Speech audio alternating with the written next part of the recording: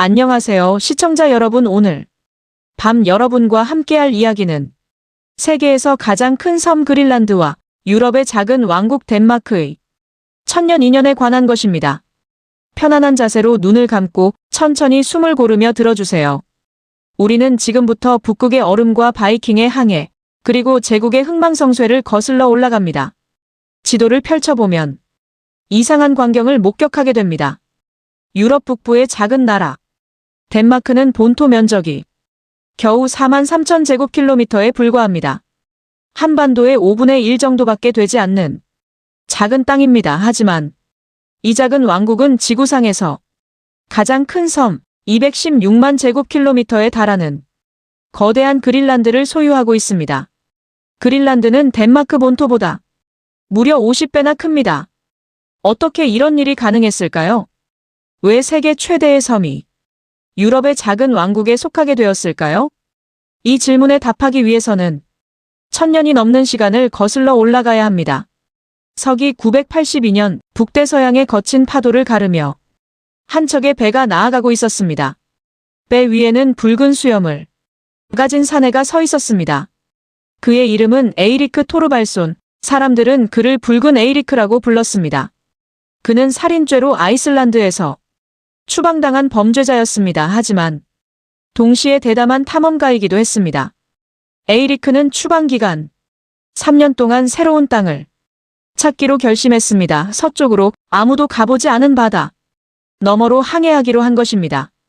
며칠간의 항해 끝에 에이리크는 수평선 너머로 거대한 땅덩어리를 발견했습니다. 해안선을 따라 항해하자 끝없이 펼쳐진 빙하와 만년설이 보였습니다.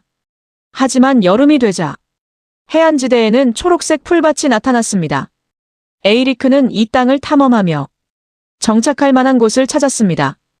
피오르 깊숙한 곳에는 목초지가 있었고 물개와 물고기가 풍부했으며 술록도 살고 있었습니다. 에이리크는 생각했습니다. 이곳이라면 살 수 있겠다고, 새로운 삶을 시작할 수 있겠다고 말입니다.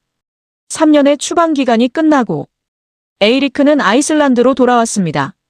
그는 사람들에게 자신이 발견한 땅에 대해 이야기했습니다. 하지만 에이리크는 교묘한 전략을 사용했습니다. 그는 그 땅을 그린란드, 즉 초록의 땅이라고 불렀습니다. 실제로는 대부분이 얼음으로 덮인 땅이었지만 에이리크는 사람들을 끌어들이기 위해 매력적인 이름을 붙인 것입니다. 그린란드에는 비옥한 목초지가 있고 물고기가 넘쳐나며 새로운 기회가 기다리고 있다고 선전했습니다. 가난하거나 땅이 없는 사람들, 새로운 시작을 원하는 사람들이 에이리크의 말에 귀를 기울였습니다. 서기 985년 에이리크는 25척의 배와 수백 명의 이주민을 이끌고 그린란드로 향했습니다. 하지만 항해는 순탄하지 않았습니다. 북대서양의 폭풍은 무자비했고 빙산은 위험했습니다. 25척의 배 중 14척만이 그린란드에 도착했습니다. 나머지 11척은 폭풍에 침몰하거나 되돌아갔습니다. 하지만 살아남은 사람들은 포기하지 않았습니다. 그들은 그린란드 남서부 해안에 정착촌을 세웠습니다. 에이리크는 브라탈리드라는 곳에 자신의 농장을 지었고 이곳을 중심으로 동부 정착지가 형성되었습니다. 조금 떨어진 곳에는 서부 정착지도 만들어졌습니다. 바이킹들은 그린란드에서 어떻게 살았을까요? 그들은 유럽에서 가져온 소와 양을 키웠습니다. 여름철에는 풀을 먹이고 겨울철에는 건초를 저장해 먹였습니다. 바다에서는 물개를 사냥했고 물고기를 잡았습니다. 때로는 북극곰이나 고래도 사냥했습니다. 특히 북극곰 가죽과 상아는 유럽에서 높은 가격에 팔렸습니다. 바이킹들은 또한 이누이트, 원주민들과도 교류했습니다. 처음에는 충돌도 있었지만 점차 무역 관계가 형성되었습니다. 바이킹들은 철제 도구를 주고 이누이트들은 물개 가죽과 상아를 주었습니다. 정착촌은 번성했습니다. 최전성기에는 5,000명이 넘는 노르드인들이 그린란드에 살았습니다. 교회가 세워졌고 수도원도 만들어졌습니다. 에이리크의 아내 토힐드는 독실한 기독교인이었고 그린란드 최초의 교회를 지었습니다. 에이리크 자신은 오딘과 토르를 믿는 전통적인 북유럽 신앙을 고수했지만 그의 자녀들은 기독교도가 되었습니다. 특히 에이리크의 아들 레이프 에릭소는 역사에 큰 족적을 남겼습니다. 레이프는 그린란드에서 더 서쪽으로 항해해 빈란드라는 땅을 발견했는데 이곳이 바로 북아메리카였습니다. 콜럼버스보다 500년이나 앞선 아메리카 발견이었습니다. 하지만 그린란드 정착초는 독립적인 곳이 아니었습니다. 바이킹들은 여전히 노르웨이와 아이슬란드와 연결되어 있었습니다. 그들은 노르웨이의 법과 관습을 따랐고 노르웨이 왕을 명목상의 통치자로 인정했습니다. 매년 배가 노르웨이에서 그린란드로 왔고 무역이 이루어졌습니다. 그린란드는 북극곰, 가죽, 바다코끼리, 상아, 매를 수출했고 노르웨이로부터 곡물, 철, 목재를 수입했습니다. 이 무역 루트는 그린란드인들의 생명줄이었습니다. 그린란드에는 나무가 거의 없었기 때문에 배를 만들거나 집을 짓기 위해서는 목재를 수입해야 했습니다. 13세기에 접어들면서 그린란드의 지위는 공식화되었습니다. 1261년 그린란드 주민들은 노르웨이 왕 하콘 4세에게 충성 서약을 했습니다. 이로써 그린란드는 공식적으로 노르웨이 왕국의 일부가 되었습니다. 그린란드인들은 세금을 납부해야 했지만 동시에 노르웨이 왕의 보호를 받았습니다. 이것은 중요한 순간이었습니다. 그린란드가 독립적인 바이킹 정착지에서 유럽 왕국의 영토로 전환된 것입니다. 하지만 당시 사람들은 이것이 1000년 후에도 영향을 미칠 결정이라고는 생각하지 못했습니다. 14세기 그린란드에는 변화의 바람이 불기 시작했습니다. 기후가 점점 추워졌습니다. 소빙하기라 불리는 이 시기에 여름은 짧아졌고 겨울은 길어졌습니다. 빙하가 확장되었고 바다는 더 오랜 기간 얼어 있었습니다. 농사를 짓기가 점점 어려워졌고 가축을 먹이기도 힘들어졌습니다. 설상가상으로 노르웨이에서 오던 무역선도 점점 줄어들었습니다. 노르웨이 자체도 흑사병으로 인구가 급감했고 그린란드까지 신경 쓸 여력이 없었습니다. 그린란드 정착민들은 고립되기 시작했습니다. 같은 시기 이누이트들이 남하하기 시작했습니다. 그들은 추운 기후에 더 잘 적응했고 물개 사냥에 능숙했습니다. 바이킹들과 이누이트들 사이에 긴장이 고조되었습니다. 제한된 자원을 놓고 경쟁해야 했기 때문입니다. 일부 역사가들은 양측 사이에 충돌이 있었다고 주장하지만 명확한 증거는 없습니다. 확실한 것은 바이킹 정착촌이 점점 쇠퇴했다는 사실입니다. 서부 정착지는 1350년경에 버려졌고 동부 정착지도 1400년대 중반에 사라졌습니다. 500년간 지속되던 노르드인들의 그린란드 정착은 이렇게 끝났습니다. 하지만 법적으로, 공식적으로 그린란드는 여전히 노르웨이 왕국의 영토였습니다. 사람이 살지 않는다고 해서 영토권이 사라지는 것은 아니었습니다. 그리고 노르웨이는 이미 다른 나라와 복잡하게 얽혀 있었습니다. 1380년 노르웨이와 덴마크는 동군연합을 이루었습니다. 같은 왕이 두 나라를 통치하게 된 것입니다. 그리고 1397년에는 칼마르 동맹이 체결되어 덴마크, 노르웨이, 스웨덴이 하나의 연합 왕국을 형성했습니다. 이때 그린란드는 자동적으로 이 연합의 일부가 되었습니다. 비록 아무도 살지 않는 얼음 땅이었지만 지도상으로는 여전히 중요한 영토였습니다. 세월이 흐르면서 유럽의 정치 지형은 계속 변했습니다. 스웨덴은 연합에서 이탈했고 덴마크와 노르웨이만 남았습니다. 덴마크가 점차 주도권을 잡았고 노르웨이는 사실상 덴마크의 속국이 되었습니다. 그리고 노르웨이의 영토였던 그린란드도 자연스럽게 덴마크의 영향력 아래 들어갔습니다. 하지만 여전히 아무도 그곳에 살지 않았고 아무도 그곳에 관심을 기울이지 않았습니다. 그린란드는 잊혀진 땅이었고 지도 위의 이름일 뿐이었습니다. 17세기에 들어서면서 상황이 변하기 시작했습니다. 유럽 열강들은 새로운 땅을 찾아 경쟁했고 북극 지역도 탐험의 대상이 되었습니다. 영국, 네덜란드, 프랑스의 탐험가들이 그린란드 주변 해역을 항해했습니다. 고래잡이 선단들이 그린란드 근해에서 활동하기 시작했습니다. 덴마크 왕실은 깨달았습니다. 그린란드를 방치하면 다른 나라가 차지할 수도 있다는 것을 말입니다. 덴마크는 그린란드에 대한 자국의 권리를 주장하기 시작했습니다. 탐험대를 보냈고 지도를 만들었으며 다른 나라의 침입을 경고했습니다. 1721년 역사적인 순간이 찾아왔습니다. 노르웨이 마이너스 덴마크 선교사 한스 에게데가 그린란드에 도착했습니다. 그의 임무는 이교도가 된 옛 노르드 정착민들을 다시 기독교로 개종시키는 것이었습니다. 하지만 에게데가 발견한 것은 노르드인들이 아니라 이누이트들이었습니다. 바이킹 정착민들은 이미 수백 년 전에 사라졌고 이제 그린란드는 이누이트들의 땅이었습니다. 에게데는 실망하지 않았습니다. 대신 이누이트들에게 선교를 시작했고 덴마크 정부를 대표해 그린란드에 영구 거점을 세웠습니다. 이것이 현대 덴마크 마이너스 그린란드 관계의 진정한 시작이었습니다. 오늘 밤 우리는 이 긴 이야기의 시작점에 서 있습니다.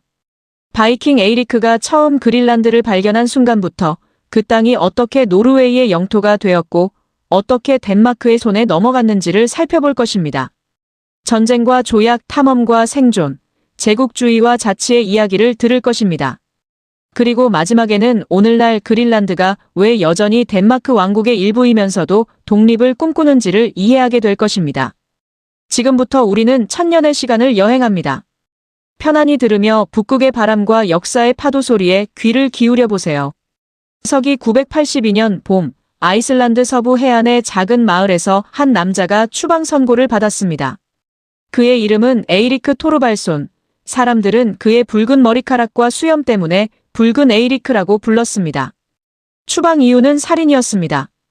에이리크는 이웃과 토지 분쟁을 벌이다가 격분해서 그를 죽였고 그 보복으로 상대편 가족이 에이리크의 하인들을 죽였습니다.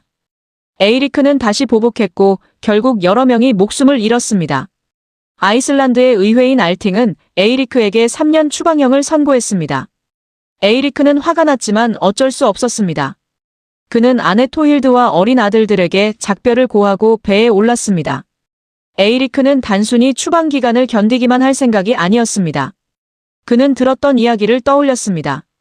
아이슬란드 서쪽 수백 캐리 너머에 거대한 땅이 있다는 소문이었습니다. 몇십 년 전 어느 선원이 폭풍에 휩쓸려 표류하다가 그 땅을 목격했다고 했습니다. 하지만 아무도 그곳을 제대로 탐험하지 않았습니다. 에이리크는 생각했습니다. 추방당한 김에 새로운 땅을 찾아보는 것은 어떨까? 만약 정말 사람이 살만한 곳이라면 그곳에서 새로운 삶을 시작할 수도 있지 않을까? 에이리크는 충성스러운 하인 몇 명과 함께 배에 올라 서쪽으로 항해를 시작했습니다. 북대서양의 바다는 무자비했습니다. 파도는 산처럼 높았고 바람은 돛을 찢을 듯 세차게 불었습니다. 에이리크의 배는 작은 나무 조각처럼 파도에 흔들렸습니다. 선원들은 두려움에 떨었고 어떤 이는 돌아가자고 애원했습니다. 하지만 에이리크는 물러서지 않았습니다. 그는 토르의 망치를 상징하는 부적을 쥐고 북유럽의 신들에게 기도했습니다. 오딘이시여, 저에게 길을 보여주소서. 토르시여, 폭풍을 잠재워 주소서. 며칠간의 항해 끝에 마침내 수평선 너머로 무언가가 보였습니다. 거대한 산맥과 하얀 빙하가 햇빛에 반짝이고 있었습니다. 에이리크는 외쳤습니다. 저기다. 새로운 땅이다. 배가 해안에 가까워지자 에이리크는 경외감을 느꼈습니다. 이 땅은 상상했던 것보다 훨씬 거대했습니다. 끝없이 펼쳐진 빙하, 깎아지른 듯한 절벽, 그리고 깊숙이 파고든 피오르들이 장관을 이루었습니다. 여름이었지만 바다에는 여전히 빙산들이 떠다니고 있었습니다. 에이리크는 조심스럽게 해안을 따라 항해하며 상륙할 만한 곳을 찾았습니다. 며칠을 항해한 끝에 그는 비교적 온화해 보이는 피오르를 발견했습니다. 그곳은 나중에 에이리크스 피오르라고 불리게 되었습니다. 에이리크는 배를 정박하고 육지로 올라갔습니다. 첫 발을 내디딘 순간 에이리크는 이곳이 생각보다 살기 좋은 곳일 수도 있다는 희망을 가졌습니다. 물론 대부분은 얼음으로 덮여 있었지만 해안지대의 일부에는 초록색 풀이 자라고 있었습니다. 여름철에는 이 풀밭에서 가축을 기를 수 있을 것 같았습니다. 작은 관목들도 보였고 이끼와 지휘류도 풍부했습니다. 에이리크는 탐험을 계속했습니다. 피오르를 따라 안쪽으로 들어가자 더욱 온화한 지역들이 나타났습니다. 바람을 막아주는 산들과 햇볕이 잘 드는 경사지들이 있었습니다. 에이리크는 이곳에 농장을 세울 수 있을 것이라고 확신했습니다. 그 여름 내내 에이리크는 이 새로운 땅을 탐험했습니다. 그는 남서부 해안을 따라 수백 킬로미터를 항해하며 정착 가능한 장소들을 표시했습니다. 어떤 곳에는 물개들이 해변에 가득했고 어떤 곳에는 물고기가 풍부했습니다. 에이리크는 사냥도 했습니다. 술록을 잡았고 북극 토끼도 잡았습니다. 한 번은 거대한 북극곰과 마주쳤는데 간신히 목숨을 건졌습니다. 에이리크는 이 모든 것을 기억했습니다. 나중에 사람들을 데려올 때 어디가 안전하고 어디가 위험한지 알아야 했으니까요. 겨울이 다가오자 에이리크는 해안에 임시 거처를 만들고 그곳에서 겨울을 보냈습니다. 그린란드의 겨울은 상상을 초월할 정도로 혹독했습니다. 해는 하루에 몇 시간밖에 뜨지 않았고 기온은 영하 40도까지 떨어졌습니다. 눈보라가 몰아쳤고 바람은 뼈를 애는 듯 차가웠습니다. 에이리크와 그의 동료들은 움막 안에서 몸을 웅크리고 추위를 견뎌냈습니다. 그들은 가져온 식량을 조금씩 먹으며 버텼고 가끔 물개를 잡아 고기를 보충했습니다. 긴 겨울밤 동안 에이리크는 생각에 잠겼습니다. 과연 이곳에 사람들을 데려올 수 있을까? 이 혹독한 환경에서 정착촌을 만들 수 있을까? 에이리크는 확신이 서지 않았지만 포기하지 않았습니다. 그는 이미 아이슬란드에서 추방당한 몸이었고 돌아가봤자 아무것도 없었습니다. 이곳이 그의 유일한 기회였습니다. 봄이 오자 에이리크는 다시 탐험을 시작했습니다. 두 번째 여름에는 더 북쪽으로 올라가 서부 해안을 탐험했습니다. 그곳에서도 정착 가능한 피오르들을 발견했습니다. 에이리크는 이 지역을 서부 정착지라고 이름 붙였고 처음 발견한 남쪽 지역을 동부 정착지라고 불렀습니다. 세 번째 여름도 탐험과 준비로 보냈습니다. 에이리크는 좋은 목초지가 있는 곳들을 표시하고 항구로 쓸만한 만들을 기록했으며 위험한 빙산지대를 피하는 항로를 익혔습니다.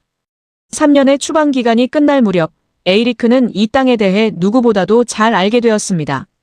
서기 985년 에이리크는 아이슬란드로 돌아왔습니다. 그는 사람들에게 자신이 발견한 땅에 대해 이야기했습니다. 하지만 에이리크는 영리했습니다. 만약 그 땅을 얼음의 땅이라고 부른다면 아무도 가고 싶어 하지 않을 것이었습니다. 그래서 에이리크는 그곳을 그린란드, 초록의 땅이라고 불렀습니다. 과장이었지만 완전한 거짓말은 아니었습니다. 여름철에는 정말로 초록색 풀밭이 있었으니까요. 에이리크는 말했습니다. 그린란드에는 비옥한 목초지가 펼쳐져 있고 물고기와 물개가 넘쳐나며 아무도 주인이 없는 땅이 가득하다. 누구든 가서 자기 땅을 차지할 수 있다. 이 말은 많은 사람들의 마음을 움직였습니다. 아이슬란드는 이미 포화 상태였습니다. 좋은 땅은 모두 주인이 있었고 나중에 온 사람들은 척박한 땅에서 근근히 살아가야 했습니다. 가난한 농부들, 차남 삼남들, 범죄자들, 모험을 꿈꾸는 젊은이들이 에이리크의 제안에 관심을 보였습니다. 에이리크는 2주 원정대를 조직했습니다. 25척의 배가 준비되었고 각 배에는 가족들과 가축들, 그리고 생필품들이 실렸습니다. 총 수백 명의 사람들이 새로운 삶을 찾아 그린란드로 떠날 준비를 했습니다. 에이리크의 가족도 함께했습니다. 아내 토힐드와 아들 레이프, 토르발드, 토르스테인, 그리고 딸 프레디스도 배에 올랐습니다. 추락날 아이슬란드 서부 해안은 장관을 이루었습니다. 25척의 바이킹 롱쉽들이 일렬로 늘어서 있었고 사람들은 작별 인사를 나누었습니다. 일부는 눈물을 흘렸고 일부는 흥분에 들떠 있었습니다. 에이리크는 선두배에 서서 손을 들어 신호를 보냈습니다. 노를 젓는 소리와 함께 배들이 천천히 움직이기 시작했습니다. 바람이 돛을 부풀렸고 배들은 점점 속도를 냈습니다. 아이슬란드의 해안선이 점점 멀어졌고 드넓은 북대서양이 눈앞에 펼쳐졌습니다. 모험이 시작된 것입니다. 하지만 항해는 재앙이었습니다. 며칠 후 거대한 폭풍이 원정대를 덮쳤습니다. 파도는 배를 집어삼킬 듯 높이 솟아올랐고 바람은 돛대를 부러뜨릴 듯 맹렬했습니다. 어둠 속에서 배들은 서로를 놓치고 흩어졌습니다. 어떤 배는 전복되어 침몰했고 어떤 배는 너무 손상되어 아이슬란드로 되돌아가야 했습니다. 선원들은 두려움에 떨며 신들에게 기도했습니다. 토일드는 기독교의 신에게 기도했고 다른 이들은 토르와 오딘에게 빌었습니다. 폭풍은 사흘 밤낮을 계속되었고 살아남은 사람들은 기진맥진했습니다. 마침내 폭풍이 잠잠해졌을 때 25척 중 단지 14척만이 남아있었습니다. 살아남은 배들은 흩어진 채로 각자 그린란드를 향해 항해를 계속했습니다. 에이리크의 배가 가장 먼저 도착했습니다. 그는 3년 전에 표시해둔 장소로 배를 이끌었습니다. 에이리크 스피오르, 그가 가장 좋다고 판단했던 곳이었습니다. 며칠에 걸쳐 다른 배들도 하나둘 도착했습니다. 사람들은 안도의 한숨을 쉬었습니다. 살아남았다는 사실에 감사했습니다. 하지만 동시에 슬픔도 컸습니다. 많은 친구들과 가족들이 바다에서 목숨을 잃었기 때문입니다. 그럼에도 불구하고 살아남은 사람들은 포기하지 않았습니다. 그들은 이미 모든 것을 걸고 왔고 되돌아갈 곳도 없었습니다. 앞으로 나아가는 것만이 유일한 선택이었습니다. 에이리크는 브라탈리드라는 곳에 자신의 농장을 세웠습니다. 피오르가 내려다 보이는 완만한 경사지에 긴 집을 지었습니다. 바이킹식 롱하우스였는데 길이가 20m가 넘었고 벽은 돌과 잔디로 만들어졌습니다. 지붕은 유목민들이 사용하는 천막처럼 나무 틀에 잔디를 덮어 만들었습니다. 집 안에는 긴 화덕이 있어서 난방과 요리를 겸했습니다. 에이리크의 가족과 하인들이 함께 이 집에서 살았습니다. 다른 정착민들도 인근에 각자의 농장을 세웠습니다. 피오르를 따라 점점 이 농장들이 들어섰고 작은 공동체가 형성되기 시작했습니다. 생활은 힘들었지만 바이킹들은 적응했습니다. 그들은 아이슬란드에서 가져온 소와 양을 길렀습니다. 여름철에는 동물들을 풀밭에 풀어놓고 풀을 먹였고 겨울을 대비해 건초를 말려서 저장했습니다. 바다에서는 물개를 사냥했습니다. 물개고기는 식량이 되었고 가죽은 옷과 밧줄을 만드는 데 쓰였습니다. 물고기도 풍부했습니다. 대구, 연어, 북극송어를 잡아서 말려서 저장했습니다. 사냥꾼들은 술록을 쫓아 내륙으로 들어갔고 때로는 북극곰도 사냥했습니다. 북극곰 가죽은 특히 귀했습니다. 나중에 유럽에 수출하면 엄청난 값을 받을 수 있었기 때문입니다. 토힐드는 독실한 기독교인이었습니다. 그녀는 에이리크에게 교회를 지어달라고 요청했습니다. 에이리크는 여전히 오딘과 토르를 믿었지만 아내의 요청을 거절할 수 없었습니다. 토힐드는 브라탈리드에 작은 교회를 지었습니다. 이것이 그린란드 최초의 기독교 교회였습니다. 교회는 작았지만 상징적인 의미가 컸습니다. 그린란드가 단순한 야만인의 땅이 아니라 기독교 문명의 일부라는 것을 보여주었기 때문입니다. 토힐드는 매주 그곳에서 기도했고 점차 다른 정착민들도 함께하기 시작했습니다. 에이리크는 참여하지 않았지만 반대하지도 않았습니다. 정착촌은 천천히 성장했습니다. 최초 이주민들 외에도 아이슬란드와 노르웨이에서 새로운 사람들이 계속 찾아왔습니다. 그린란드에는 아직 주인 없는 땅이 많았고 누구든 와서 정착할 수 있었습니다. 10년이 지나자 수백 개의 농장이 생겼고 1000명이 넘는 사람들이 그린란드에 살게 되었습니다. 교회도 더 많이 세워졌고 대장간도 생겼으며 작은 시장도 형성되었습니다. 사람들은 서로 물물 교환을 했습니다. 물개 가죽과 물고기를 교환하고 양모와 우유를 나누었습니다. 공동체가 자리를 잡아가고 있었습니다. 에이리크는 그린란드의 지도자가 되었습니다. 공식적인 왕이나 영주는 아니었지만 사람들은 그를 존경했고 그의 조언을 구했습니다.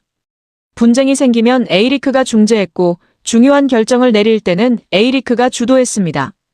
에이리크는 공정했고 현명했으며 무엇보다 이 땅을 가장 잘 아는 사람이었습니다. 그의 아들들도 성장했습니다. 특히 장남 레이프는 아버지를 닮아 대담하고 모험심이 강했습니다.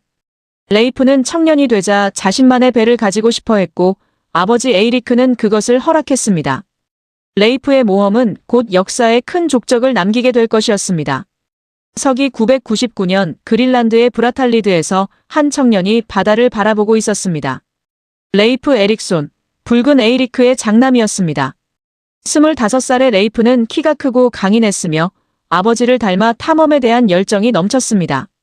그는 최근 노르웨이를 다녀왔습니다.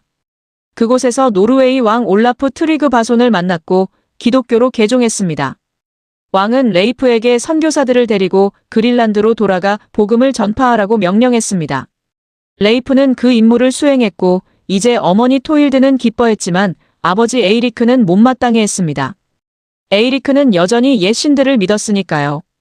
하지만 레이프의 마음속에는 선교보다 더 큰 꿈이 있었습니다. 노르웨이로 가는 항해 중에 레이프는 한 상인을 만났습니다. 그 상인은 이상한 이야기를 들려주었습니다. 15년 전 비아르니 헤릴프손이라는 선원이 아이슬란드에서 그린란드로 향하다가 폭풍을 만나 표류했다고 합니다. 며칠을 표류하던 그는 그린란드보다 더 서쪽에 있는 낯선 땅을 보았다고 했습니다. 울창한 숲이 있는 땅, 완만한 해변이 있는 땅이었습니다. 하지만 비아르니는 상륙하지 않고 돌아왔고 사람들은 그의 이야기를 반신반의했습니다. 레이프는 이 이야기에 사로잡혔습니다. 그린란드보다 더 서쪽에 땅이 있다면 그곳은 어떤 곳일까? 나무가 풍부하다면 정착하기에 더 좋은 곳이 아닐까?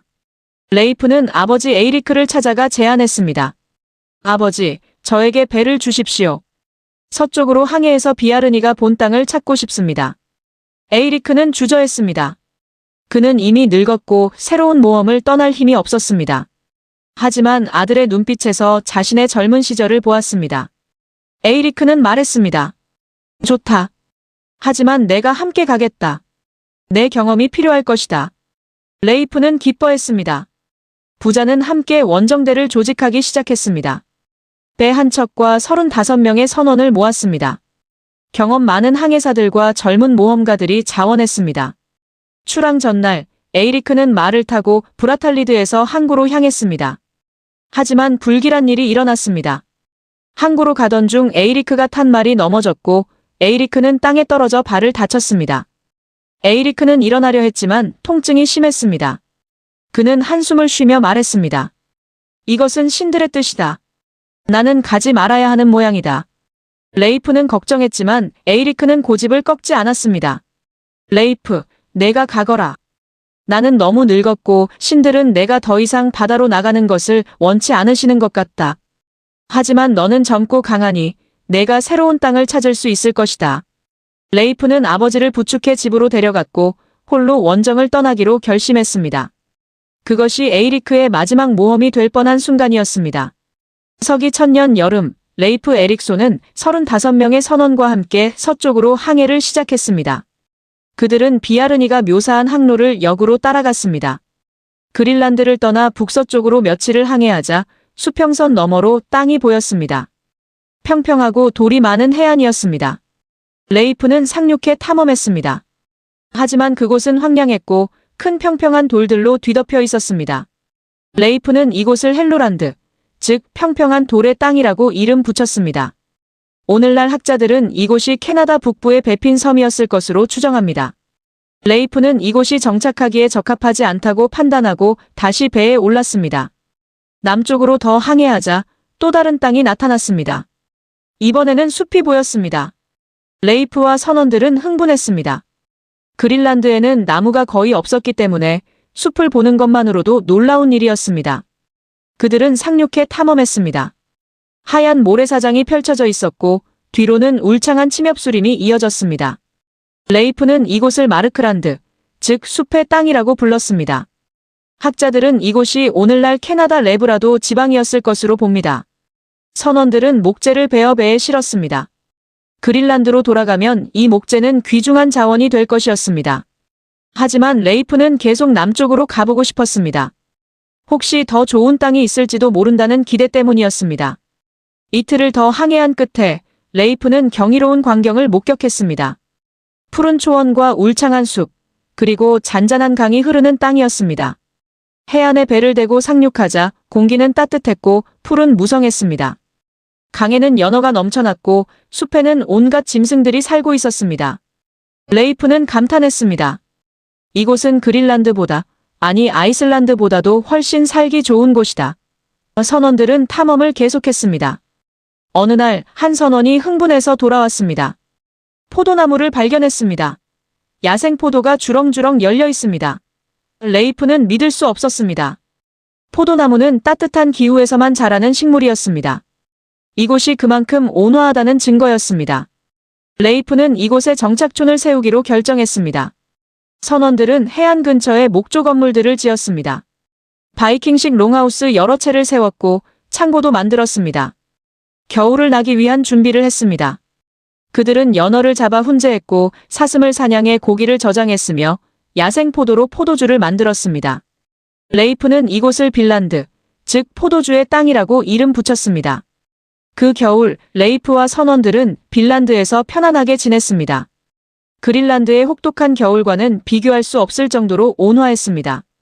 눈은 거의 내리지 않았고 강도 얼지 않았습니다. 레이프는 생각했습니다. 이곳이야말로 새로운 그린란드가 될 수 있겠다고 말입니다. 봄이 오자 레이프는 그린란드로 돌아가기로 결정했습니다. 배에 목재와 포도, 그리고 각종 물품을 가득 실었습니다. 레이프는 선원들에게 말했습니다. 우리는 이 땅을 발견했다. 하지만 제대로 정착하려면 더 많은 사람과 자원이 필요하다. 그린란드로 돌아가서 사람들을 모집하자. 돌아가는 항해 중에 레이프는 표류하던 선원들을 구조했습니다. 그들의 배가 난파되어 작은 섬에 갇혀 있었는데 레이프가 그들을 발견하고 구해준 것입니다. 이 일로 레이프는 행운의 레이프라는 별명을 얻었습니다. 그린란드에 도착했을 때 사람들은 레이프를 영웅으로 맞이했습니다. 레이프가 가져온 목재와 포도, 그리고 신대륙에 대한 이야기는 모두를 흥분시켰습니다. 하지만 아버지 에이리크는 레이프의 귀환을 보지 못했습니다. 에이리크는 레이프가 떠난 후 얼마 지나지 않아 병으로 세상을 떠났습니다.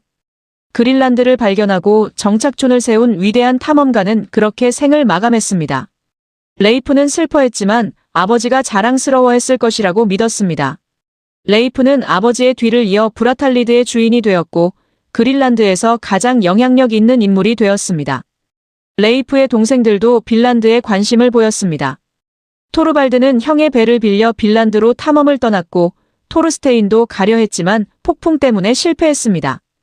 빈란드에 대한 소문은 그린란드를 넘어 아이슬란드와 노르웨이까지 퍼졌습니다. 하지만 빈란드 정착은 성공하지 못했습니다. 토르발드가 탐험 중에 원주민들과 충돌의 화살에 맞아 죽었고 이후 원정대들은 원주민들의 적대적인 태도 때문에 정착을 포기해야 했습니다.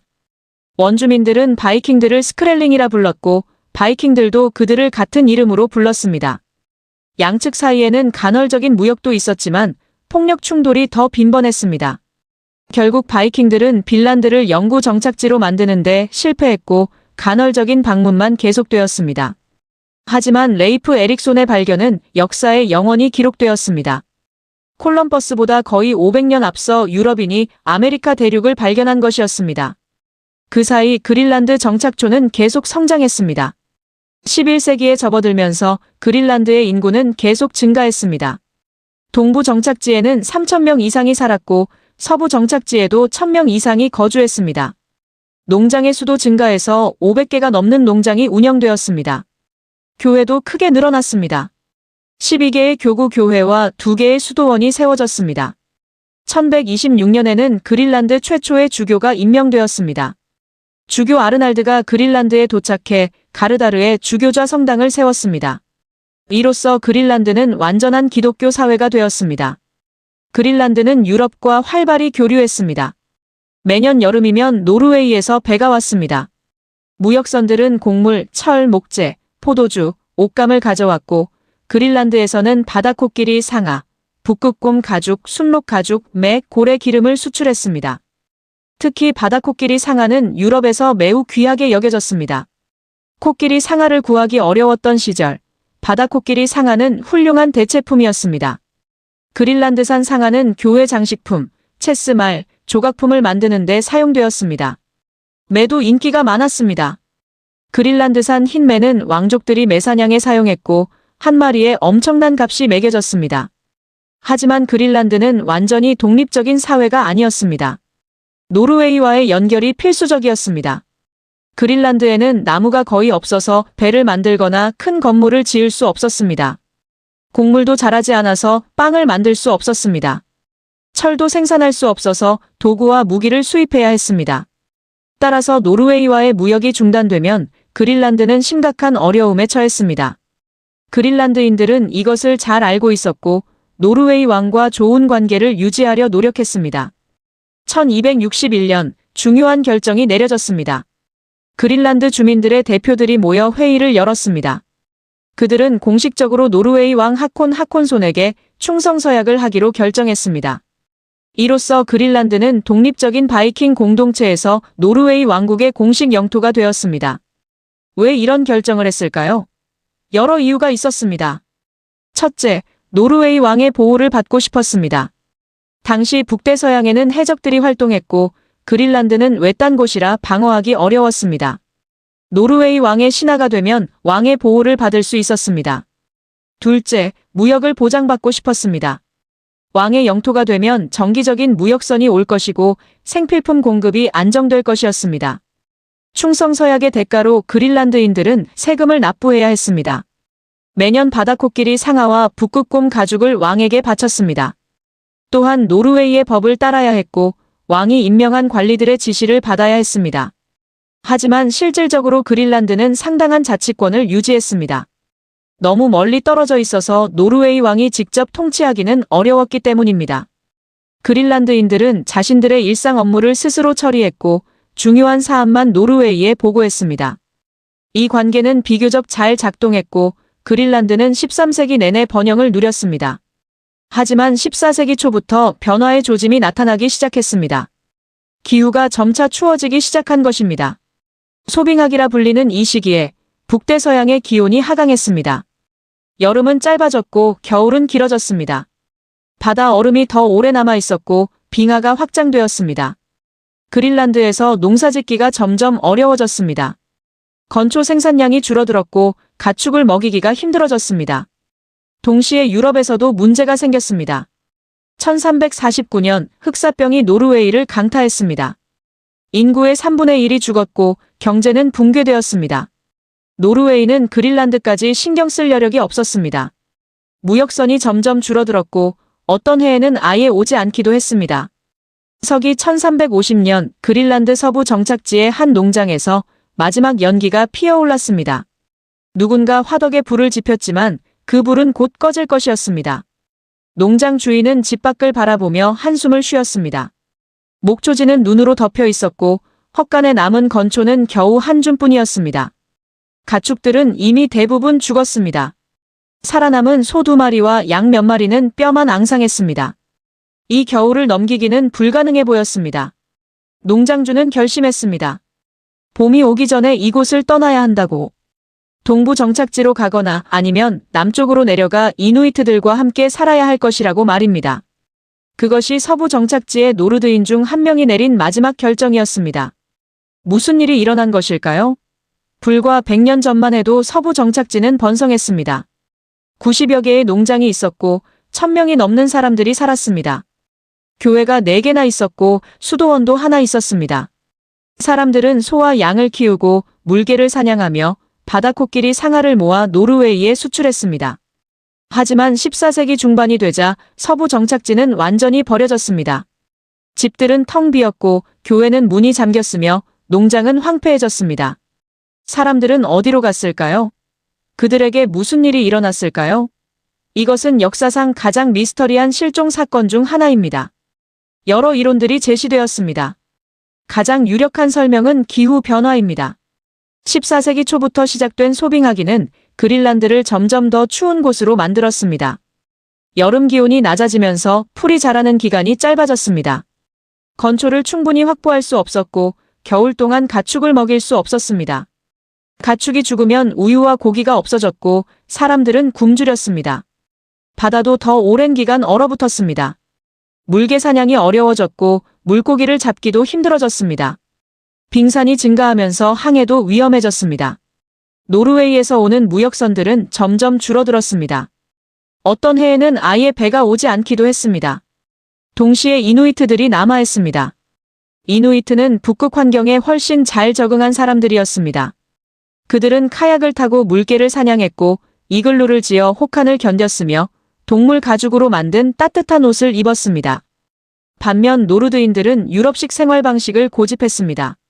나무로 집을 짓고 양모옷을 입고 소와 양을 키우려 했습니다. 기후가 온화할 때는 이것이 가능했지만 추워지자 적응하지 못했습니다.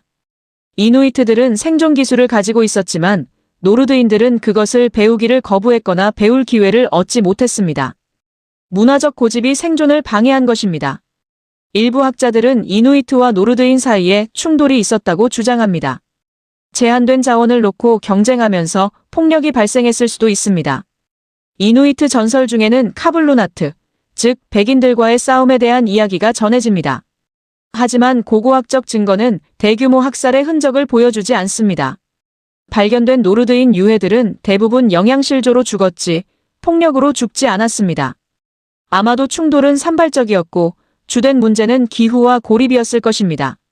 서부 정착지는 동부 정착지보다 더 북쪽에 있었고 더 추웠습니다.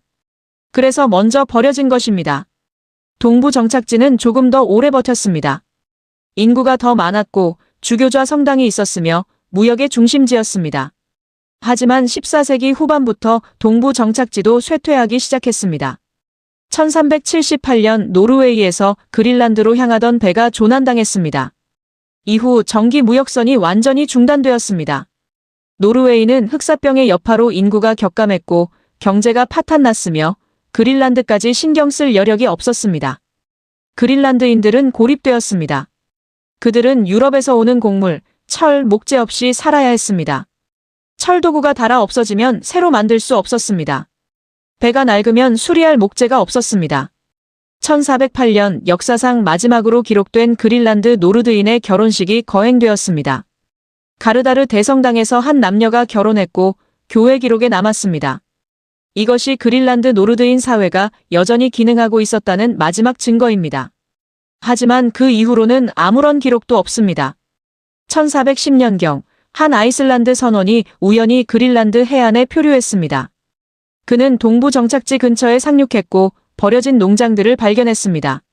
몇몇 건물에는 아직 가구가 남아 있었지만 사람은 없었습니다.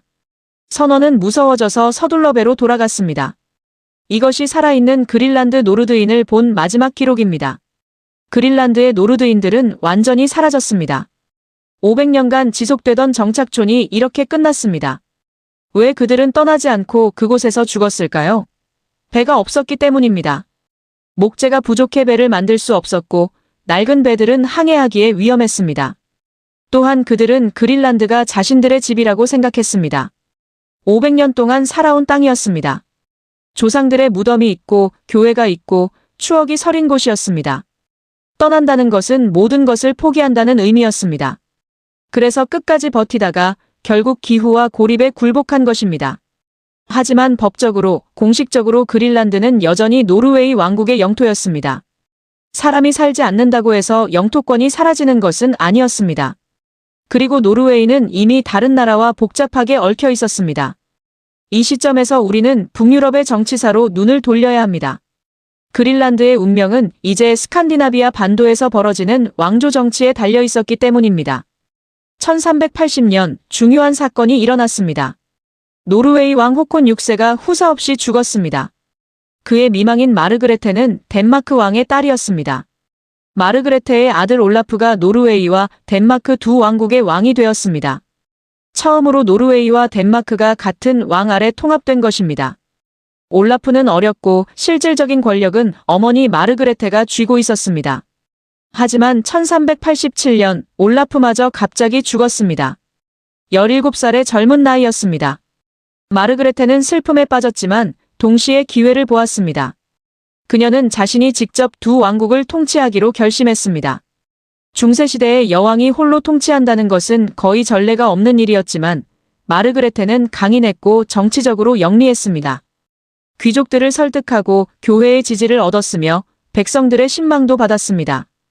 그녀는 노르웨이와 덴마크의 섭정이 되었고 사실상의 여왕으로 군림했습니다. 마르그레테는 여기서 멈추지 않았습니다. 그녀는 스웨덴도 손에 넣고 싶었습니다. 당시 스웨덴은 내전 상태였고 귀족들은 분열되어 있었습니다. 마르그레테는 교묘하게 스웨덴 귀족들을 포섭했습니다. 그녀는 덴마크와 노르웨이의 군사력을 동원해 스웨덴에 개입했고 1389년 스웨덴 귀족들도 그녀를 여왕으로 인정했습니다. 마르그레테는 이제 새 왕국을 통치하는 북유럽 최강자가 되었습니다. 하지만 그녀는 알고 있었습니다. 자신이 죽으면 이 연합이 깨질 수도 있다는 것을 말입니다. 그래서 더 공식적이고 영구적인 연합이 필요했습니다. 1397년 여름 스웨덴 남부의 칼마르라는 도시에서 역사적인 회의가 열렸습니다. 덴마크, 노르웨이, 스웨덴 세 왕국의 귀족들과 성직자들이 모였습니다. 마르그레테는 그들 앞에서 제안했습니다. 세 왕국이 영구적으로 연합하여 하나의 군주 아래 뭉칩시다. 우리는 서로 형제이며 같은 북유럽 민족입니다. 연합하면 더 강해질 것이고 분열하면 약해질 것입니다. 귀족들은 논의 끝에 동의했습니다. 칼마르 동맹이 체결되었습니다. 세 왕국은 각자의 법과 전통을 유지하지만 같은 왕을 모시기로 했습니다. 대외 정책과 방어는 함께하되 내부 통치는 각자 하기로 한 것입니다. 마르그레테는 자신의 조카 에릭을 새 왕국의 공동왕으로 세웠습니다. 에릭은 포메라니아의 공작 집안 출신이었지만 마르그레테가 입양의 후계자로 삼았습니다. 에릭은 형식상 왕이었지만 실권은 여전히 마르그레테가 쥐고 있었습니다. 마르그레테는 1412년까지 살면서 북유럽을 안정시키고 강화했습니다. 그녀가 죽은 후에도 칼마르 동맹은 계속되었습니다. 물론 완벽하지는 않았습니다. 스웨덴은 여러 번 이탈을 시도했고 반란도 일어났습니다. 하지만 기본적인 틀은 유지되었고 덴마크가 연합의 주도권을 쥐었습니다. 그렇다면 그린란드는 어떻게 되었을까요? 그린란드는 원래 노르웨이의 영토였습니다. 1261년 노르웨이 왕국에 편입되었으니까요. 노르웨이와 덴마크가 동군연합을 이루면서 그린란드는 자동적으로 이 연합의 일부가 되었습니다. 칼마르 동맹이 체결되면서 그린란드는 새 왕국 연합의 영토가 되었습니다. 물론 이것은 순전히 법적, 형식적인 것이었습니다. 실제로는 아무도 그린란드에 관심을 기울이지 않았습니다. 노르드인 정착민들은 사라졌고 무역도 중단되었으며 그린란드는 잊혀진 땅이 되었습니다. 하지만 지도에는 여전히 덴마크-노르웨이의 영토로 표시되어 있었습니다. 15세기 내내 그린란드에 대한 유럽의 지식은 점점 희미해졌습니다. 사람들은 그린란드가 어디에 있는지, 어떤 곳인지도 정확히 몰랐습니다. 옛 바이킹 사가에 나오는 전설적인 땅 정도로 여겨졌습니다. 간혹 고래잡이 배들이 그린란드 근처를 지나가기도 했지만 상륙하지는 않았습니다. 그린란드는 유령의 땅이 되었습니다. 한때 5,000명의 노르드인들이 살았던 그곳에는 이제 이누이트들만 남았습니다. 이누이트들은 버려진 노르드인의 집들을 발견하고 궁금해했습니다. 누가 이런 이상한 집들을 지었을까? 왜 그들은 떠났을까? 이누이트들은 자신들의 방식대로 설명했습니다. 카블루나트, 즉 백인들이 살다가 사라졌다고 말입니다. 16세기가 되자 유럽은 탐험의 시대를 맞이했습니다. 콜럼버스가 아메리카를 발견했고 바스코다 가마가 인도로 가는 항로를 찾았으며 마젤란이 세계 일주를 했습니다. 새로운 땅들이 발견되었고 유럽 열강들은 식민지를 차지하기 위해 경쟁했습니다. 이 시기에 북극 지역도 다시 주목받기 시작했습니다. 영국과 네덜란드 탐험가들은 북서 항로와 북동 항로를 찾아 북극해를 탐험했습니다. 그들은 그린란드 근처를 지나갔고 일부는 그린란드 해안에 상륙하기도 했습니다. 하지만 그들이 본 것은 빙하와 얼음뿐이었고 사람은 없었습니다. 덴마크-노르웨이 연합은 이 소식을 듣고 불안해졌습니다. 다른 나라들이 그린란드에 관심을 보이기 시작했다는 것은 영토권을 주장할 수도 있다는 의미였습니다. 덴마크는 그린란드가 자국의 영토라고 주장했지만 증거가 필요했습니다. 실제로 통치하지도 않고 주민도 없고 무역도 없는 땅을 어떻게 자국 영토라고 주장할 수 있을까요? 덴마크는 역사적 권리를 내세웠습니다. 그린란드는 노르웨이 왕국의 영토였고 노르웨이는 덴마크와 연합했으므로 그린란드는 덴마크의 영토라는 논리였습니다. 하지만 이것만으로는 충분하지 않았습니다. 실제로 그곳에 가서 깃발을 꽂고 주민들과 관계를 맺어야 했습니다. 17세기 초 덴마크는 여러 차례 그린란드 탐험대를 파견했습니다. 1605년 덴마크 왕 크리스티안 4세는 세 척의 배를 그린란드로 보냈습니다. 탐험대는 그린란드 서해안에 도착했고 이누이트들을 만났습니다. 하지만 옛 노르드인 정착민들은 발견하지 못했습니다. 이미 200년 전에 사라진 후였으니까요. 탐험대는 몇 명의 이누이트를 덴마크로 데려왔습니다. 왕에게 보여주고 그린란드가 실제로 존재한다는 것을 증명하기 위해서였습니다. 이후에도 몇 차례 탐험이 이어졌지만 본격적인 재정착은 이루어지지 않았습니다. 그린란드는 여전히 잊혀진 땅으로 남아 있었습니다. 하지만 덴마크는 포기하지 않았습니다. 언젠가 그린란드를 되찾을 것이라는 꿈을 버리지 않았습니다. 서기 1721년 7월 노르웨이 베르겐 항구에서 한 척의 배가 출항 준비를 하고 있었습니다. 배 이름은 호프이었고 선장은 경험 많은 항해사였습니다. 하지만 이 항해의 진짜 주인공은 갑판에 서 있는 한 남자였습니다. 38살의 루터교 목사 한스 에게데였습니다. 키가 크고 강인한 체격의 에게데는 검은 목사복을 입고 성경책을 품에 안고 있었습니다. 그의 옆에는 아내 게르트루드와 4명의 어린 자녀들이 서 있었습니다. 그들은 그린란드로 향하고 있었습니다. 에게데에게는 사명이 있었습니다. 잃어버린 노르드 기독교인들을 찾아 다시 복음으로 인도하는 것이었습니다. 한스 에게데는 노르웨이 북부 로포텐 제도의 가난한 목사 집안에서 태어났습니다. 어릴 때부터 그는 옛 바이킹 사가를 읽으며 그린란드 이야기에 매료되었습니다. 그린란드에는 한때 기독교인들이 살았고 교회가 16개나 있었으며 주교자 성당도 있었다는 이야기였습니다. 하지만 200년 넘게 아무도 그들과 접촉하지 못했습니다. 에게데는 생각했습니다. 그들은 여전히 그곳에 살고 있을까? 만약 살아있다면 오랜 고립 속에서 기독교 신앙을 잃었을지도 모른다. 누군가 가서 그들을 다시 교회로 인도해야 하지 않을까? 이 생각은 점점 강박이 되었고 마침내 에게데는 결심했습니다. 자신이 직접 그린란드로 가겠다고 말입니다. 에게데는 덴마크 마이너스 노르웨이 왕 프레데릭 4세에게 청원서를 제출했습니다. 폐하, 그린란드에는 기독교를 잃어버린 노르드인들이 살고 있습니다. 저에게 배 한 척과 소수의 동료들을 주신다면 그곳으로 가서 그들을 구원하겠습니다. 왕실은 처음에는 무관심했습니다. 그린란드는 이미 오래전에 잊혀진 땅이었고 거기에 투자할 이유가 없어 보였습니다. 하지만 에게데는 포기하지 않았습니다. 그는 10년 넘게 설득을 계속했습니다. 왕실 관리들을 찾아가고 상인들을 설득하고 교회 지도자들에게 호소했습니다. 마침내 1721년 베르겐의 상인들이 돈을 대기로 했습니다. 그들은 에게데의 종교적 열정보다는 상업적 이익에 관심이 있었습니다. 혹시 그린란드에 무역할 만한 것이 있지 않을까 하는 기대였습니다. 호프호는 항해를 시작했습니다. 북대서양의 거친 파도를 뚫고 서쪽으로 나아갔습니다. 에게데의 가족은 배 안에서 불안과 기대가 뒤섞인 시간을 보냈습니다. 아이들은 멀미에 시달렸고 아내 게르트루드는 걱정이 가득했습니다. 여보, 정말 그곳에 사람들이 있을까요? 우리가 무사히 도착할 수 있을까요? 에게데는 아내의 손을 잡으며 대답했습니다. 하나님께서 인도하실 것이요. 우리는 그분의 뜻을 따를 뿐이요. 몇 주간의 항해 끝에 드디어 그린란드의 거대한 빙하들이 보였습니다. 에게데는 감격했습니다.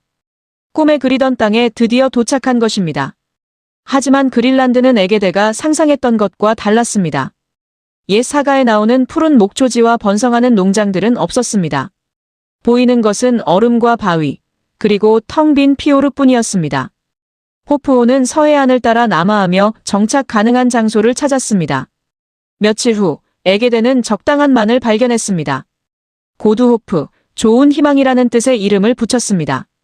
이곳에 덴마크의 새로운 정착촌을 세우기로 결정했습니다. 선원들과 함께 에게데는 해안에 내렸습니다. 첫 번째 일은 노르드인들의 흔적을 찾는 것이었습니다.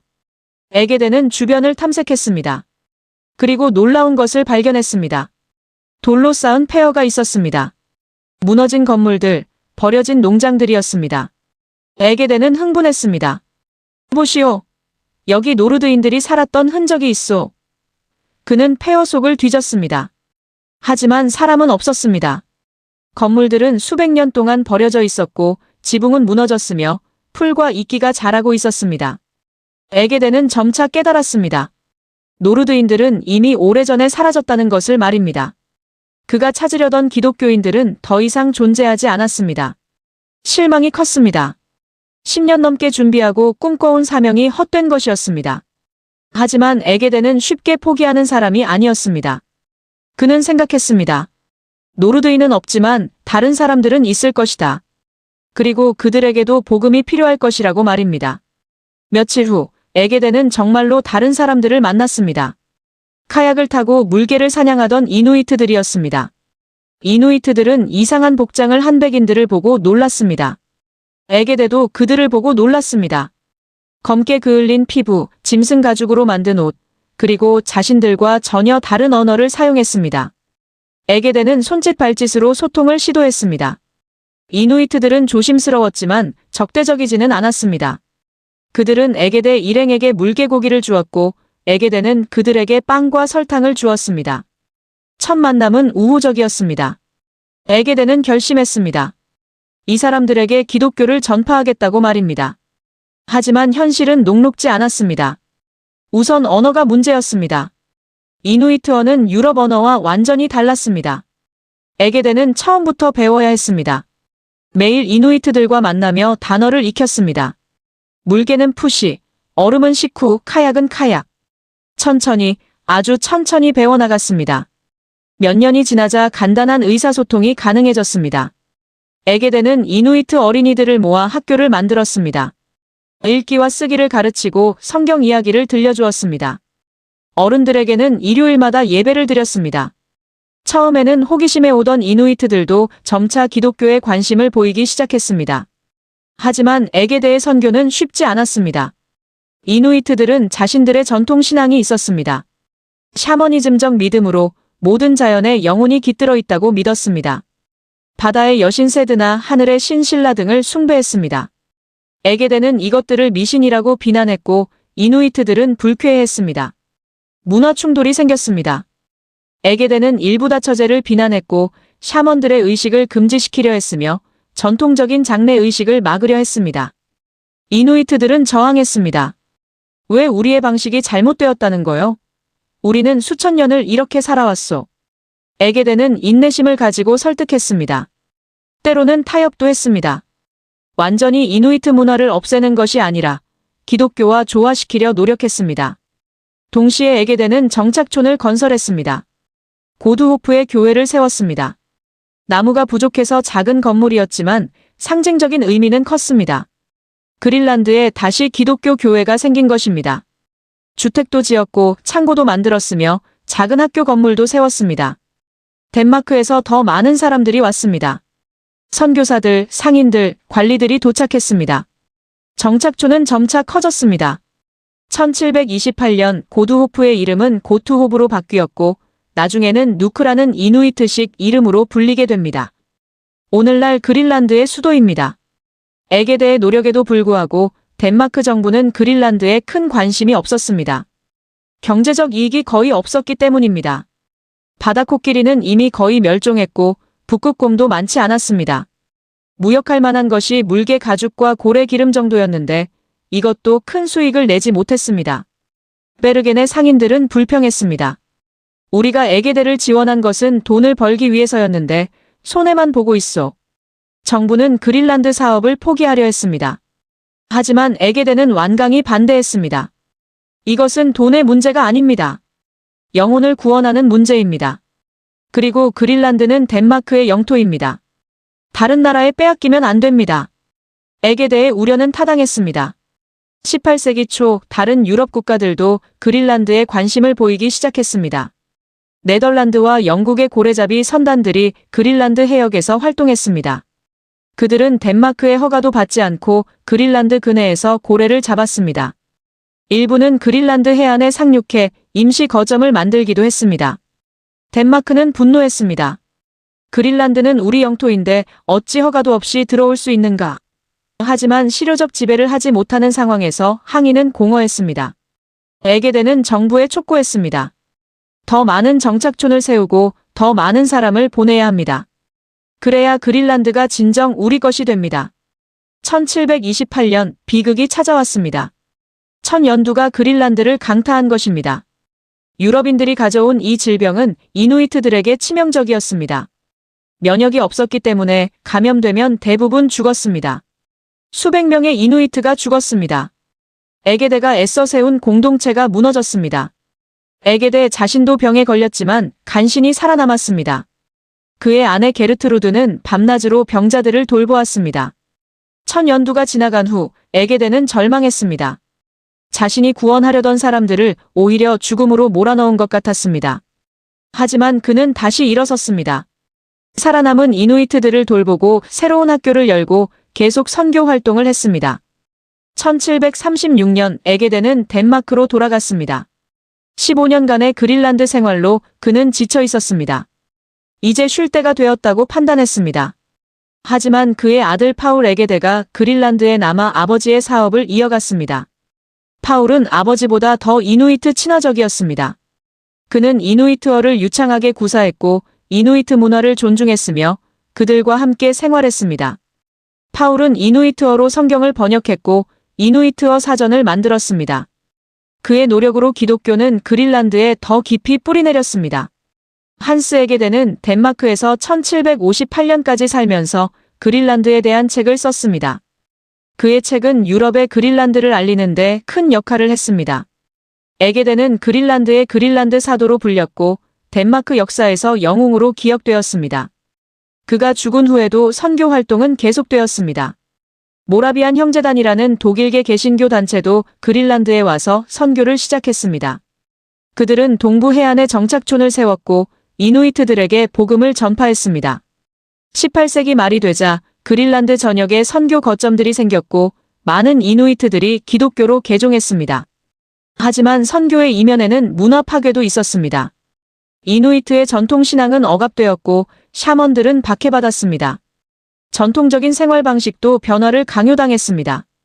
정착 생활을 하라고 압박받았고 유럽식 옷을 입으라고 했으며 이누이트어보다 덴마크어를 배우라고 했습니다. 일부 이누이트들은 기독교를 받아들였지만 많은 이들은 혼란스러워했습니다. 자신들의 정체성과 외부에서 온 종교 사이에서 갈등했습니다. 이것은 오늘날까지 이어지는 그린란드의 딜레마입니다. 전통과 현대, 이누이트 문화와 유럽 문화 사이의 긴장 말입니다. 1774년 덴마크 정부는 중요한 결정을 내렸습니다. 그린란드 무역을 국가 독점으로 만든 것입니다. 왕립 그린란드 무역회사가 설립되었고 이 회사만이 그린란드와 무역할 수 있었습니다. 다른 나라는 물론이고 덴마크의 다른 상인들도 그린란드에서 장사할 수 없었습니다. 왜 이런 결정을 했을까요? 표면적으로는 이누이트들을 보호하기 위해서였습니다. 자유무역을 허용하면 상인들이 이누이트를 착취할 것이라는 우려였습니다. 하지만 실제로는 덴마크가 그린란드를 완전히 통제하고 싶었던 것입니다. 그린란드는 이제 덴마크의 폐쇄된 식민지가 되었습니다. 이 정책은 양면성이 있었습니다. 한편으로는 그린란드를 외부의 착취로부터 보호했습니다. 다른 유럽 열강들이 그린란드를 침략하거나 식민지화하는 것을 막았습니다. 또한 무분별한 자원 착취도 막았습니다. 하지만 다른 한편으로는 그린란드를 고립시켰습니다. 이누이트들은 오직 덴마크 정부와만 거래해야 했고 가격도 정부가 정했으며 외부 세계와 단절되었습니다. 그린란드는 덴마크의 통제 아래 놓인 거대한 보호구역이 되었습니다. 한스 에게데가 그린란드로 온 지 50여 년 만에 그린란드는 완전히 덴마크의 영토로 편입되었습니다. 법적으로뿐만 아니라 실질적으로도 말입니다. 서기 1807년 9월 코펜하겐의 하늘은 불타고 있었습니다. 영국 함대가 덴마크의 수도를 무차별 폭격하고 있었습니다. 로켓과 포탄이 빗발치듯 쏟아졌고 건물들이 무너졌으며 불길이 치솟았습니다. 코펜하겐 시민들은 지하실에 숨어 공포에 떨었습니다. 왜 영국이 중립국인 덴마크를 공격하는 것일까요? 이유는 나폴레옹 때문이었습니다. 프랑스 황제 나폴레옹은 유럽 대륙을 장악했고 영국과 치열하게 싸우고 있었습니다. 영국은 나폴레옹이 덴마크 해군을 장악할까봐 두려워했습니다. 덴마크는 당시 유럽에서 네 번째로 큰 해군을 보유하고 있었고 그 함대가 나폴레옹 손에 넘어가면 영국에게는 치명적이었습니다. 덴마크 왕 프레데릭 6세는 중립을 선언했습니다. 덴마크는 이 전쟁에 개입하지 않을 것이다. 우리는 평화를 원한다. 하지만 영국은 믿지 않았습니다. 영국 함대 사령관은 덴마크에 최후 통첩을 보냈습니다. 당신들의 함대를 우리에게 넘기시오. 전쟁이 끝나면 돌려주겠소. 거부하면 코펜하겐을 불태우겠소. 덴마크는 거부했습니다. 자국의 해군을 다른 나라에 넘길 수는 없었습니다. 그것은 주권의 포기나 다름없었습니다. 그래서 영국은 공격을 시작했습니다. 사흘 밤낮 동안 폭격이 계속되었습니다. 수천 명의 민간인이 죽었고 코펜하겐의 4분의 1이 파괴되었습니다. 결국 덴마크는 항복했고 영국은 덴마크 함대 전체를 빼앗아갔습니다. 이 사건은 덴마크 역사의 전환점이었습니다. 분노한 덴마크는 나폴레옹 편에 섰습니다. 영국이 우리를 공격했으니 우리는 프랑스와 동맹을 맺겠다.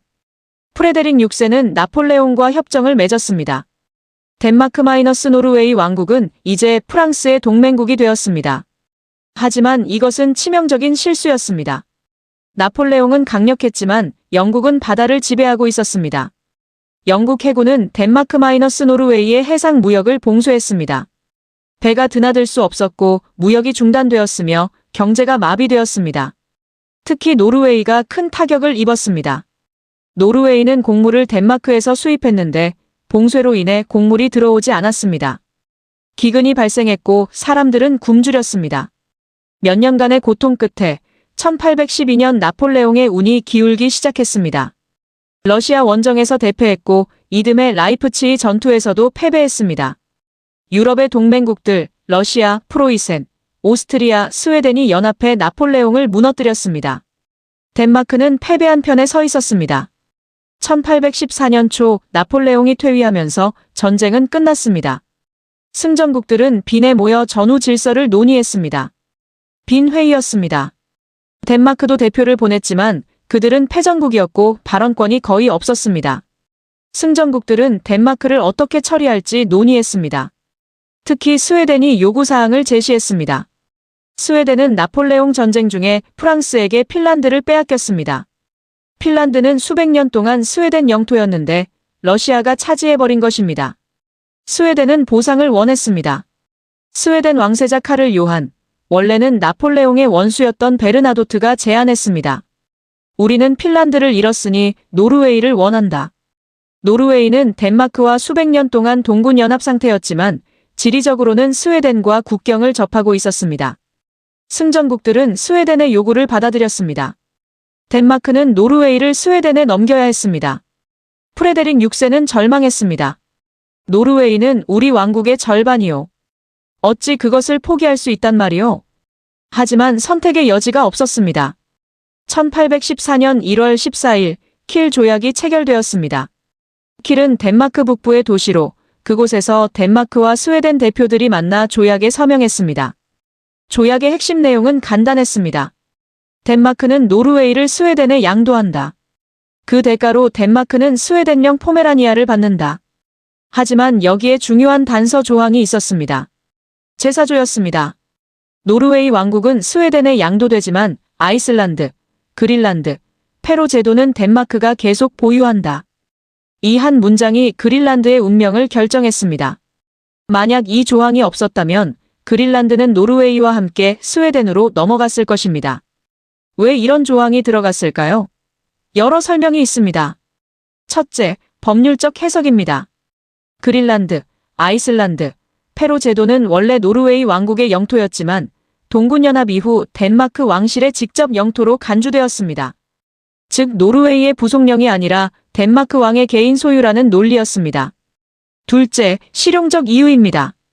스웨덴은 그린란드 같은 먼 북극 땅에 별 관심이 없었습니다. 경제적 가치도 거의 없고 통치하기도 어려웠습니다. 스웨덴이 원한 것은 노르웨이 본토였지 북대서양의 섬들이 아니었습니다. 셋째, 덴마크의 간곡한 요청입니다. 덴마크 협상가들은 최소한 대서양 영토만이라도 지키고 싶어 했고 스웨덴도 그 정도는 양보했습니다. 노르웨이 국민들은 킬 조약을 받아들이지 않았습니다. 우리는 물건이 아니다. 어떻게 조약 한 장으로 다른 나라에 팔려갈 수 있는가? 노르웨이 독립운동이 일어났습니다. 1814년 5월 17일 노르웨이는 자체 헌법을 제정하고 독립을 선언했습니다. 하지만 스웨덴은 군대를 보내 노르웨이를 굴복시켰습니다. 짧은 전쟁 끝에 노르웨이는 항복했고 스웨덴 왕을 인정해야 했습니다. 하지만 완전한 합병은 아니었습니다. 노르웨이는 자체 헌법과 의회를 유지하며 상당한 자치권을 가진 채 스웨덴과 동군연합을 이루었습니다.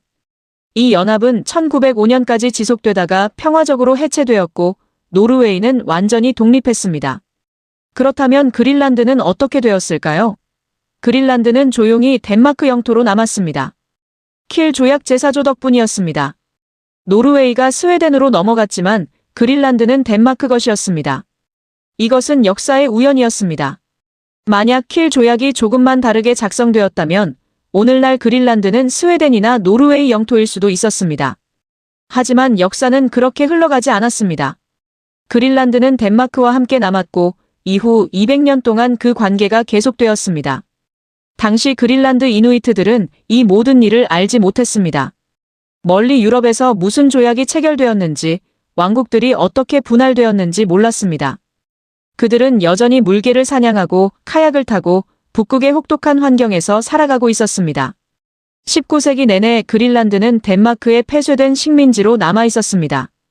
왕립 그린란드 무역회사가 모든 것을 통제했습니다. 무역 행정, 선교까지 모든 것이 덴마크 정부의 손에 있었습니다. 이누이트들은 정부가 정한 가격으로 물개 가죽을 팔아야 했고 정부가 가져온 물건들을 사야 했습니다. 선택권이 거의 없었습니다. 하지만 다른 한편으로 이 정책은 그린란드를 보호하기도 했습니다. 다른 유럽 열강들의 침략을 막았고 무분별한 착취를 방지했으며 이누이트 사회가 급격히 붕괴되는 것을 막았습니다. 덴마크의 통치는 온정적 전제주의라고 불렸습니다. 억압적이지만 동시에 보호적이었습니다. 19세기 중반 그린란드에 대한 과학적 관심이 높아졌습니다. 탐험가들과 과학자들이 그린란드를 방문했습니다. 그들은 빙하를 연구하고 이누이트 문화를 기록하며 북극 동식물을 조사했습니다. 1888년 노르웨이 탐험가 프리드쇼프 난센이 그린란드 내륙 빙하를 처음으로 횡단했습니다. 스키를 타고 수백 킬로미터를 가로지르는 대담한 원정이었습니다. 난센의 성공은 세계적인 뉴스가 되었고 그린란드는 탐험가들의 도전 대상이 되었습니다. 미국의 로버트 피어리는 그린란드를 거점으로 북극점 도달을 시도했고 1909년 마침내 성공했다고 주장했습니다. 이 시기에 국제법상 중요한 문제가 제기되었습니다.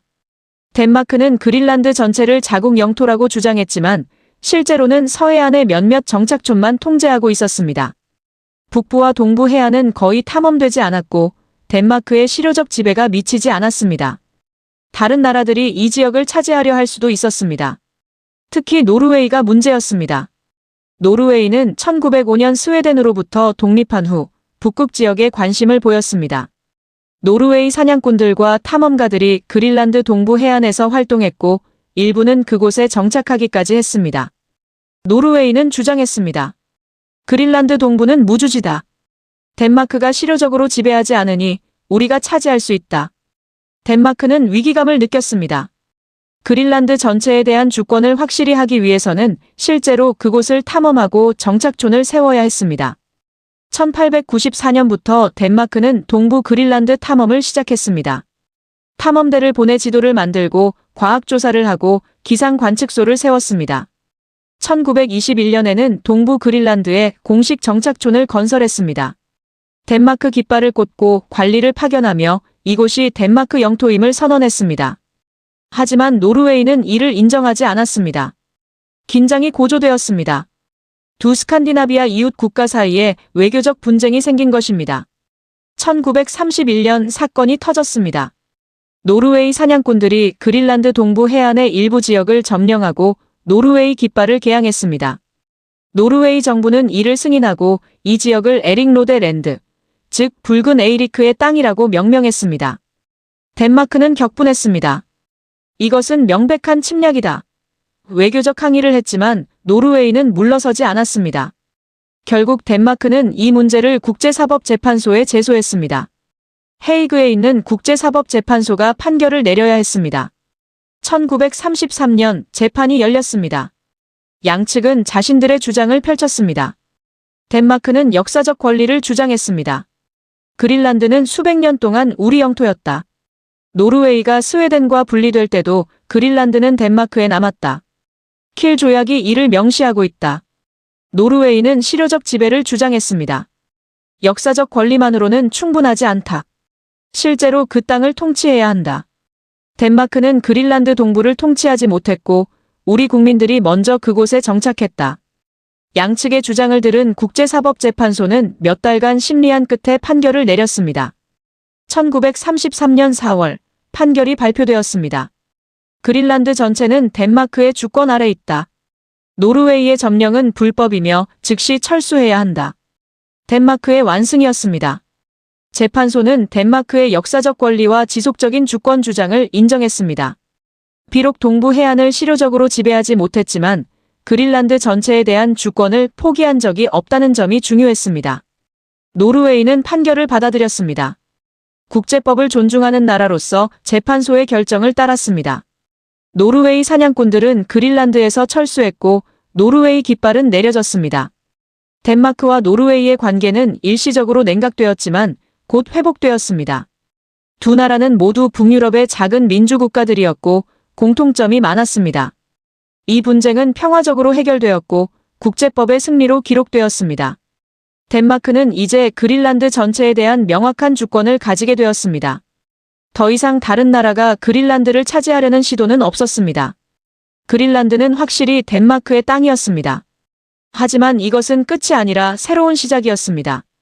20세기는 격동의 시대였고 그린란드도 거대한 변화를 겪게 될 것이었습니다.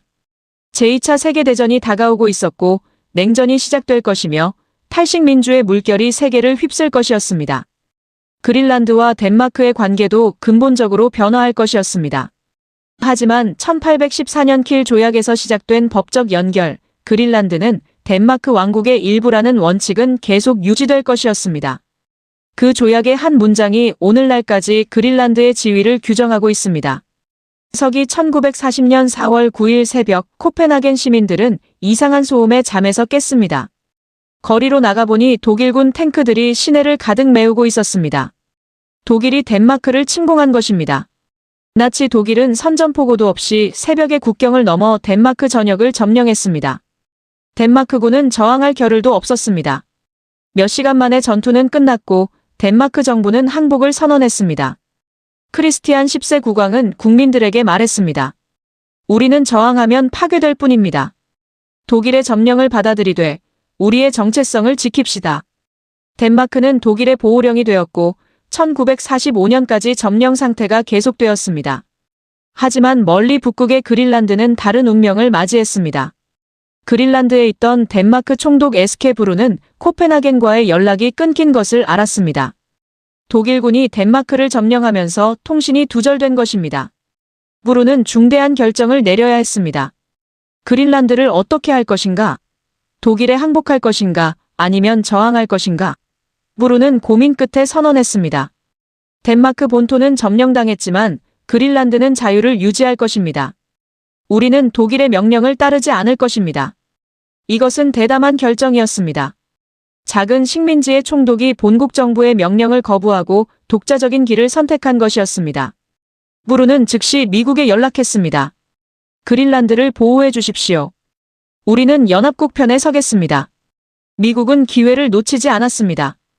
그린란드는 전략적으로 매우 중요한 위치에 있었습니다. 북대서양 한가운데 있어서 미국과 유럽 사이의 항공 루트를 통제할 수 있었습니다. 또한 북극해로 가는 길목이었고 기상 관측에도 중요했습니다. 독일이 그린란드를 장악하면 대서양 전투에서 큰 이점을 얻을 것이었습니다. 1941년 4월 미국과 덴마크 망명대사는 협정을 맺었습니다. 미국은 그린란드에 군사기지를 건설할 수 있고 그린란드를 방어할 책임을 진다. 전쟁이 끝나면 모든 시설을 덴마크에 돌려준다. 이것이 그린란드 방어 협정이었습니다. 미군이 그린란드에 도착했습니다. 수천 명의 병력이 상륙했고 곳곳에 기지를 건설하기 시작했습니다. 활주로를 만들고 막사를 세우고 레이더 기지를 설치했습니다. 그린란드는 갑자기 현대 군사시설로 가득 찬 곳이 되었습니다. 이누이트들은 놀랐습니다.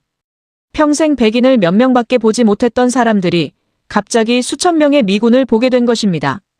거대한 비행기들이 하늘을 날았고 트럭들이 얼음 위를 달렸으며 라디오 전파가 북극의 밤하늘을 가득 채웠습니다. 그린란드는 하룻밤 사이에 20세기로 진입했습니다. 전쟁 중 그린란드에서도 전투가 벌어졌습니다. 독일군은 그린란드에 비밀 기상 관측소를 설치하려 했습니다. 북대서양의 기상 정보는 해전과 공중전에 결정적이었기 때문입니다.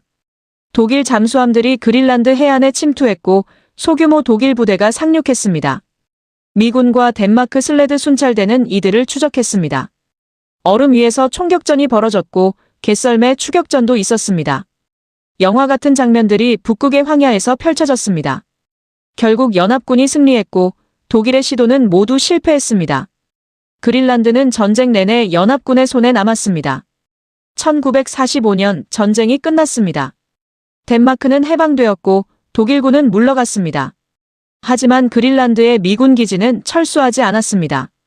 새로운 위협이 등장했기 때문입니다. 소련이었습니다. 제2차 세계대전이 끝나자마자 냉전이 시작되었습니다. 미국과 소련은 세계의 패권을 놓고 대립했고 북극은 양측의 최전선이 되었습니다. 그린란드는 특히 중요했습니다. 소련에서 미국으로 가는 가장 짧은 경로는 북극을 거치는 것이었고 그린란드는 그 길목에 있었습니다. 만약 소련이 핵미사일을 발사한다면 그린란드 상공을 지나갈 것이었습니다. 1951년 덴마크와 미국은 새로운 협정을 맺었습니다. 미국은 그린란드에 영구적인 군사기지를 유지할 수 있다. 특히 툴레라는 곳에 대규모 공군 기지를 건설한다. 덴마크는 이를 허용하되 그린란드의 주권은 여전히 덴마크에 있다. 이것이 툴레 협정이었습니다. 툴레는 그린란드 북서부의 작은 이누이트 마을이었습니다. 수십 명만 살던 조용한 곳이었습니다. 하지만 미군이 도착하면서 모든 것이 변했습니다. 미군은 이누이트들을 강제로 이주시켰습니다. 이곳은 이제 군사기지입니다. 여러분은 다른 곳으로 가야 합니다. 이누이트들은 저항했지만 소용없었습니다. 그들은 자신들의 고향에서 쫓겨나 100km 떨어진 곳에 재정착해야 했습니다. 툴레 공군 기지는 냉전시대 가장 중요한 미군 기지 중 하나가 되었습니다. 거대한 활주로가 건설되었고 폭격기들이 배치되었으며 조기 경보 레이더가 설치되었습니다. 수천 명의 미군이 주둔했고 핵무기도 배치되었습니다. 툴레에서 이륙한 폭격기는 몇 시간 내에 소련을 타격할 수 있었습니다. 반대로 툴레의 레이더는 소련에서 날아오는 미사일을 가장 먼저 탐지할 수 있었습니다. 그린란드는 핵전쟁의 최전선이 되었습니다. 이누이트들은 자신들이 사는 땅이 세계에서 가장 위험한 곳 중 하나가 되었다는 것을 점차 깨달았습니다. 1968년 재앙이 일어났습니다. 1월 21일 핵무기를 탑재한 미국 B-52 폭격기가 툴레 근처에서 추락했습니다. 비행기는 불타며 얼음 위에 떨어졌고 4개의 수소폭탄이 흩어졌습니다. 다행히 핵폭발은 일어나지 않았습니다. 하지만 폭탄이 깨지면서 플루토늄이 주변에 퍼졌습니다. 방사능 오염이 발생한 것입니다. 미군과 덴마크군은 급히 청소 작업을 시작했습니다. 얼음을 긁어내고 오염된 눈을 모으고 방사능 물질을 수거했습니다. 하지만 완전히 제거할 수는 없었습니다. 일부 플루토늄은 바다 밑으로 가라앉았고 오늘날까지도 그곳에 남아 있습니다. 이 사고는 툴레 사고로 알려졌고 미국과 덴마크 관계에 큰 타격을 주었습니다. 덴마크 국민들은 충격을 받았습니다. 정부는 그린란드에 핵무기가 없다고 말했었는데 거짓말이었던 것입니다. 시위가 일어났고 반미 감정이 고조되었습니다. 덴마크 정부는 해명에 급급했습니다. 우리도 몰랐습니다. 미국이 알려주지 않았습니다. 하지만 많은 사람들은 믿지 않았습니다. 정부가 미국과 비밀 협정을 맺었을 것이라고 의심했습니다. 실제로 나중에 밝혀진 바에 따르면 덴마크 정부는 핵무기 존재를 알고 있었지만 국민들에게 숨겼습니다. 이 스캔들은 덴마크 정치에 오랫동안 영향을 미쳤습니다. 그린란드 이누이트들도 분노했습니다. 우리 땅에서 우리 동의도 없이 핵무기를 가지고 놀다니. 그들은 자신들이 덴마크와 미국 사이의 거래에서 희생양이 되고 있다고 느꼈습니다. 그린란드의 운명이 코펜하겐과 워싱턴에서 결정되고 정작 그린란드인들은 아무런 발언권도 없었습니다. 이것은 탈식민주의 시대에 점점 받아들여지기 힘든 상황이었습니다. 20세기 중반 전 세계에서 식민지들이 독립하고 있었습니다. 인도, 인도네시아, 아프리카 국가들이 하나씩 자유를 얻었습니다. 그린란드인들도 물었습니다. 우리는 언제까지 식민지로 남아야 하는가? 덴마크 정부도 변화의 필요성을 느꼈습니다. 1950년대부터 그린란드 현대화 정책을 추진했습니다. 학교를 짓고 병원을 세우고 주택을 건설했습니다.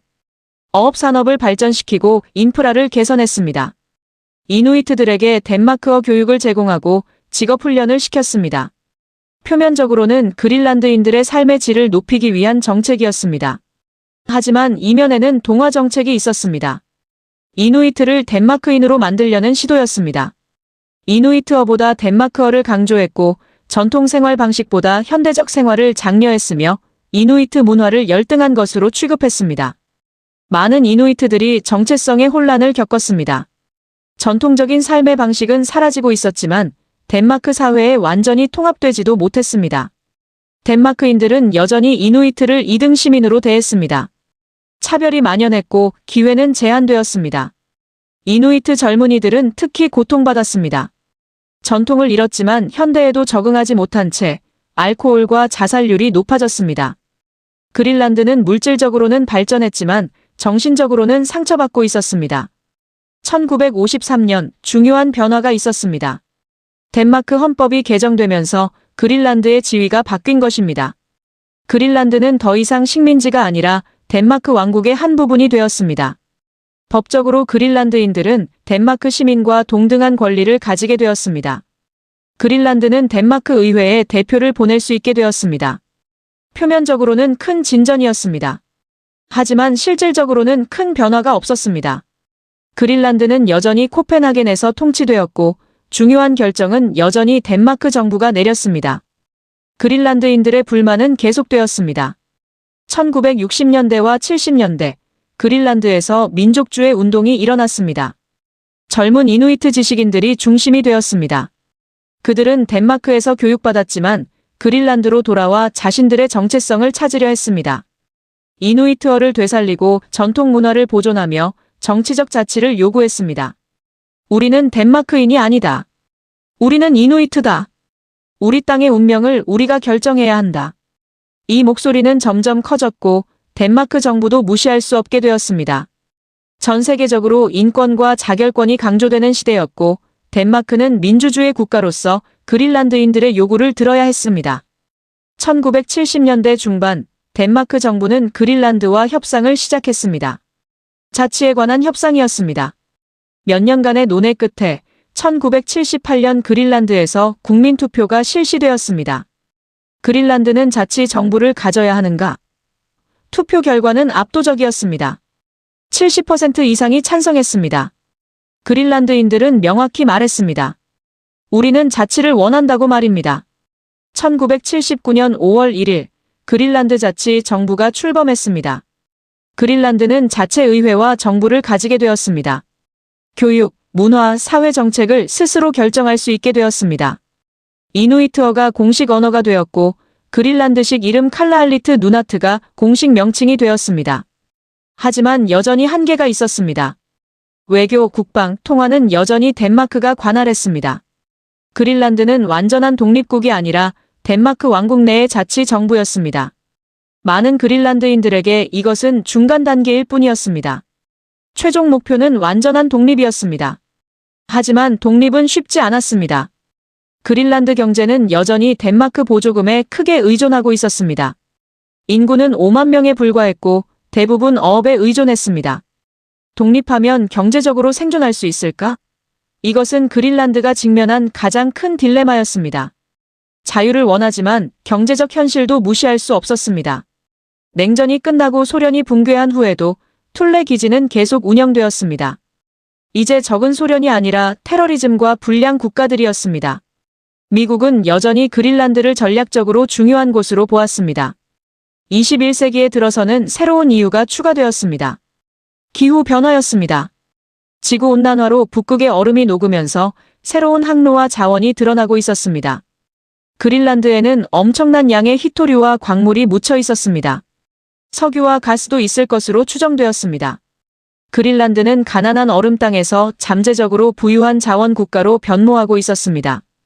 이것은 그린란드의 미래에 새로운 가능성을 열어주었지만 동시에 새로운 위험도 가져왔습니다. 서기 2019년 8월 세계는 놀라운 뉴스를 접했습니다. 미국 대통령 도널드 트럼프가 그린란드를 사고 싶다고 말한 것입니다. 그린란드는 전략적으로 중요하다. 미국이 그린란드를 구입하면 어떨까? 트럼프의 측근들이 덴마크 정부에 비공식적으로 타진했다는 보도가 나왔습니다. 덴마크 총리 메테 프레데릭센은 즉각 거절했습니다. 그린란드는 팔 물건이 아닙니다. 터무니없는 제안입니다. 트럼프는 기분이 상해 덴마크 방문을 취소했고 양국 관계는 일시적으로 냉각되었습니다. 하지만 이 해프닝은 중요한 진실을 드러냈습니다. 그린란드가 다시 한번 강대국들의 관심을 받고 있다는 것을 말입니다. 왜 갑자기 그린란드가 주목받는 것일까요? 기후 변화 때문입니다. 지구온난화로 그린란드의 빙하가 빠르게 녹고 있습니다.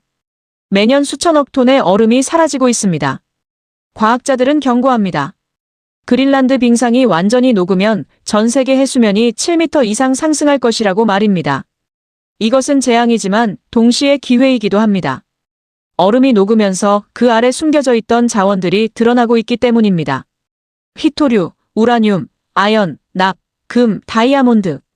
그린란드에는 엄청난 양의 광물이 매장되어 있습니다. 특히 희토류는 현대 전자기기의 필수적인 자원인데 현재 중국이 전 세계 공급의 80%를 장악하고 있습니다. 그린란드가 제2의 희토류 공급원이 될 수 있습니다. 빙하가 녹으면서 새로운 항로도 열리고 있습니다. 북서 항로와 북동 항로, 북극을 거쳐 아시아와 유럽, 북미를 연결하는 항로들이 이제 실용적으로 변하고 있습니다. 수에즈 운하나 파나마 운하를 거치지 않고도 대양을 건널 수 있습니다. 시간과 비용을 크게 절약할 수 있습니다. 그린란드는 이 항로들의 중심에 있습니다.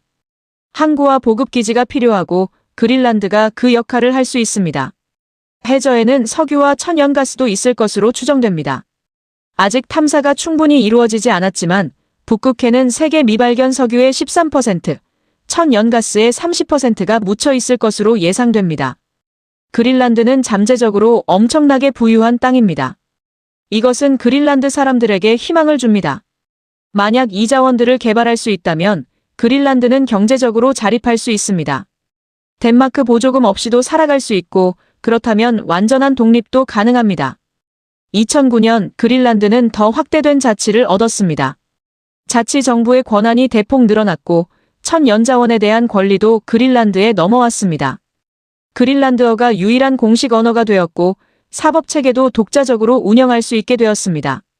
가장 중요한 것은 그린란드가 원하면 언제든 독립을 선택할 수 있다는 조항이었습니다. 일방적으로 독립을 선언할 수 있는 권리를 얻은 것입니다. 하지만 독립은 여전히 먼 이야기입니다. 그린란드 인구는 5만 6천 명에 불과합니다. 세계에서 인구 밀도가 가장 낮은 지역 중 하나입니다. 경제는 여전히 취약합니다. 주요 산업은 어업과 관광이고 국가 예산의 절반 이상을 덴마크 보조금에 의존하고 있습니다. 연간 약 6억 달러의 보조금을 받습니다. 독립하면 이 돈이 끊깁니다. 자원 개발로 대체할 수 있을까요? 이론적으로는 가능하지만 현실은 복잡합니다. 그린란드의 환경은 극도로 취약합니다. 광산 개발은 환경 파괴를 가져올 수 있고 많은 그린란드인들이 우려합니다. 전통적인 사냥과 어업 생활이 위협받을 수 있습니다. 2021년 그린란드 총선에서 환경주의 정당이 승리했습니다. 그들의 주요 공약은 우라늄 광산 개발 중단이었습니다. 외국 기업이 그린란드 남부의 대규모 우라늄 광산을 개발하려 했는데 환경오염 우려로 반대 여론이 일었습니다. 새 정부는 광산 개발 허가를 취소했습니다. 경제 발전보다 환경 보호를 선택한 것입니다. 이것은 그린란드가 직면한 딜레마를 보여줍니다. 독립을 위해서는 돈이 필요하고 돈을 벌려면 자원을 개발해야 하지만 자원 개발은 환경을 파괴하고 전통적 삶의 방식을 위협합니다. 무엇을 선택할 것인가? 그린란드 사회는 이 문제로 분열되어 있습니다. 강대국들의 경쟁도 그린란드를 압박합니다. 미국은 여전히 툴레 기지를 운영하며 그린란드의 군사적 주둔을 유지하고 있습니다. 중국도 그린란드에 관심을 보입니다. 중국 기업들이 광산 개발에 투자하려 했고 공항 건설에도 참여하려 했습니다. 덴마크와 미국은 경계했습니다. 중국이 그린란드에 발판을 마련하는 것을 원하지 않았습니다. 결국 덴마크 정부가 공항 건설 자금을 대신 지원하면서 중국의 참여를 막았습니다. 러시아도 북극에서 군사력을 증강하고 있습니다. 그린란드는 다시 한번 강대국 경쟁의 무대가 되고 있습니다. 냉전 시대처럼 말입니다. 그린란드인들은 복잡한 심경입니다. 한편으로는 국제적 관심이 반갑습니다. 투자와 개발 기회가 늘어나니까요. 하지만 다른 한편으로는 우려스럽습니다. 강대국들이 그린란드를 전략적 목적으로만 보고 정작 그린란드 사람들의 의견은 무시하는 것 같습니다. 트럼프의 구입 제안이 좋은 예입니다. 그린란드인들에게 묻지도 않고 매매를 논의하다니 그것은 식민주의 시대의 사고방식입니다. 그린란드 총리 킴 키엘센은 명확히 말했습니다. 우리는 팔 물건이 아닙니다. 우리는 사람들이고 우리 땅의 미래를 우리가 결정할 것입니다. 젊은 세대 그린란드인들은 정체성 문제로 고민합니다. 그들은 덴마크 학교에서 교육받았지만 이누이트입니다. 덴마크어와 그린란드어를 모두 사용하지만 어느 쪽에도 완전히 속하지 못한다고 느낍니다. 전통 사냥꾼의 삶은 이미 대부분 사라졌지만 현대 도시 생활에도 완전히 적응하지 못했습니다. 자살률이 높고 알코올 중독도 심각합니다. 그린란드는 1인당 자살률이 세계 최고 수준입니다. 이것은 식민주의와 급격한 현대화가 남긴 상처입니다. 젊은이들은 미래를 찾고 있지만 길이 보이지 않습니다. 하지만 희망도 있습니다.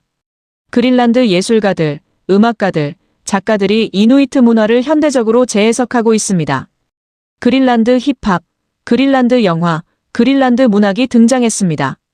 전통과 현대를 융합하려는 시도들이 이루어지고 있습니다. 교육 수준도 높아지고 있습니다. 더 많은 그린란드 젊은이들이 대학에 진학하고 전문직에 종사하고 있습니다. 그린란드 자치 정부는 그린란드어를 되살리기 위해 노력하고 있습니다. 학교에서 그린란드어 교육을 강화하고 그린란드어 미디어를 지원하며 그린란드 역사와 문화를 가르치고 있습니다. 정체성 회복의 노력입니다. 덴마크와의 관계는 계속 진화하고 있습니다. 더 이상 식민지와 종주국의 관계가 아니라 동등한 파트너 관계로 나아가고 있습니다. 적어도 이론적으로는 그렇습니다. 하지만 여전히 불균형이 있습니다. 덴마크가 돈을 대고 그린란드는 그것에 의존합니다. 진정한 동등함은 경제적 자립이 있을 때만 가능합니다. 많은 그린란드인들은 언젠가 독립하기를 꿈꿉니다. 하지만 언제, 어떻게 독립할 것인지는 여전히 불분명합니다. 어떤 이들은 빠른 독립을 원합니다. 지금 당장 독립하자. 가난해도 자유가 낫다. 하지만 다른 이들은 신중합니다. 먼저 경제를 발전시키고 준비가 되면 독립하자. 2023년 현재 그린란드는 기로에 서 있습니다. 기후변화는 가속화되고 있고 국제 정치는 복잡해지고 있으며 그린란드 사회는 변화를 겪고 있습니다. 다음 10년, 20년이 결정적일 것입니다. 그린란드는 독립할 것인가 아니면 덴마크와의 관계를 유지할 것인가? 자원을 개발할 것인가 환경을 보호할 것인가? 전통을 지킬 것인가 현대화를 받아들일 것인가? 이 모든 질문에 답해야 합니다. 그리고 그 답을 찾는 것은 그린란드 사람들, 특히 젊은 세대의 몫입니다. 1000년 전 붉은 에이리크가 그린란드를 발견했습니다. 그는 이 땅을 초록의 땅이라고 불렀습니다. 과장이었지만 꿈이기도 했습니다. 바이킹들은 이곳에서 500년을 살았고 사라졌습니다. 덴마크는 300년 전에 돌아왔고 이누이트들을 만났습니다. 선교하고 통치하고 현대화시켰습니다. 이제 그린란드는 다시 한번 전환기를 맞이하고 있습니다. 얼음이 녹고 자원이 드러나고 세계가 주목하고 있습니다. 그린란드의 미래는 어떤 모습일까요? 아무도 정확히 알 수 없습니다. 하지만 확실한 것이 하나 있습니다. 그 미래는 그린란드 사람들이 결정할 것이라는 점입니다. 1814년 킬 조약의 한 문장이 오늘날까지 영향을 미치고 있습니다. 그린란드는 덴마크가 보유한다. 그 문장은 200년 넘게 유효했습니다. 하지만 영원히 유효할까요? 그것은 미래 세대가 답할 질문입니다. 어쩌면 50년 후, 100년 후에는 그린란드가 독립국가가 되어 있을지도 모릅니다. 어쩌면 여전히 덴마크 왕국의 일부로 남아있을지도 모릅니다. 어쩌면 완전히 다른 형태의 관계를 만들어낼지도 모릅니다. 역사는 예측 불가능하니까요. 하지만 역사가 우리에게 가르쳐준 것이 있습니다. 그것은 변화는 필연적이고 사람들은 적응하며 미래는 항상 놀라움으로 가득하다는 것입니다. 오늘 밤 우리는 1000년의 여정을 함께했습니다. 바이킹의 항해에서 시작해 정착과 소멸, 재발견과 식민화, 전쟁과 냉전, 그리고 자치와 독립 논의까지 작은 덴마크가 어떻게 세계에서 가장 큰 섬을 소유하게 되었는지 그 놀라운 이야기를 들었습니다. 우연과 필연, 전쟁과 조약, 야망과 생존이 뒤섞인 역사였습니다. 그리고 그 역사는 아직 끝나지 않았습니다. 다음 장은 지금 쓰이고 있고 우리 모두가 그 일부입니다. 북극의 밤하늘에는 오로라가 춤추고 있습니다. 초록색과 분홍색 빛의 커튼이 하늘을 가득 메우고 있습니다. 그린란드의 이누이트들은 오로라를 죽은 자들의 영혼이라고 믿었습니다. 하늘에서 춤추며 산자들을 지켜본다고 했습니다. 어쩌면 붉은 에이리크의 영혼도 그곳에 있을지 모릅니다. 1000년 전 자신이 발견한 땅이 어떻게 변했는지, 어떤 미래를 맞이할지 지켜보고 있을 것입니다. 그리고 우리도 지켜볼 것입니다. 그린란드가 이 거대하고 아름답고 신비로운 땅이 어떤 길을 선택할지를 말입니다. 편안한 밤 되시기 바랍니다. 시청자 여러분. 그린란드와 덴마크의 1000년 이야기가 여러분의 꿈속에서도 계속되기를 바랍니다. 얼음과 바람, 오로라와 빙하, 그리고 끊임없이 변화하는 역사의 흐름 속에서 우리는 모두 연결되어 있습니다. 좋은 밤 되세요.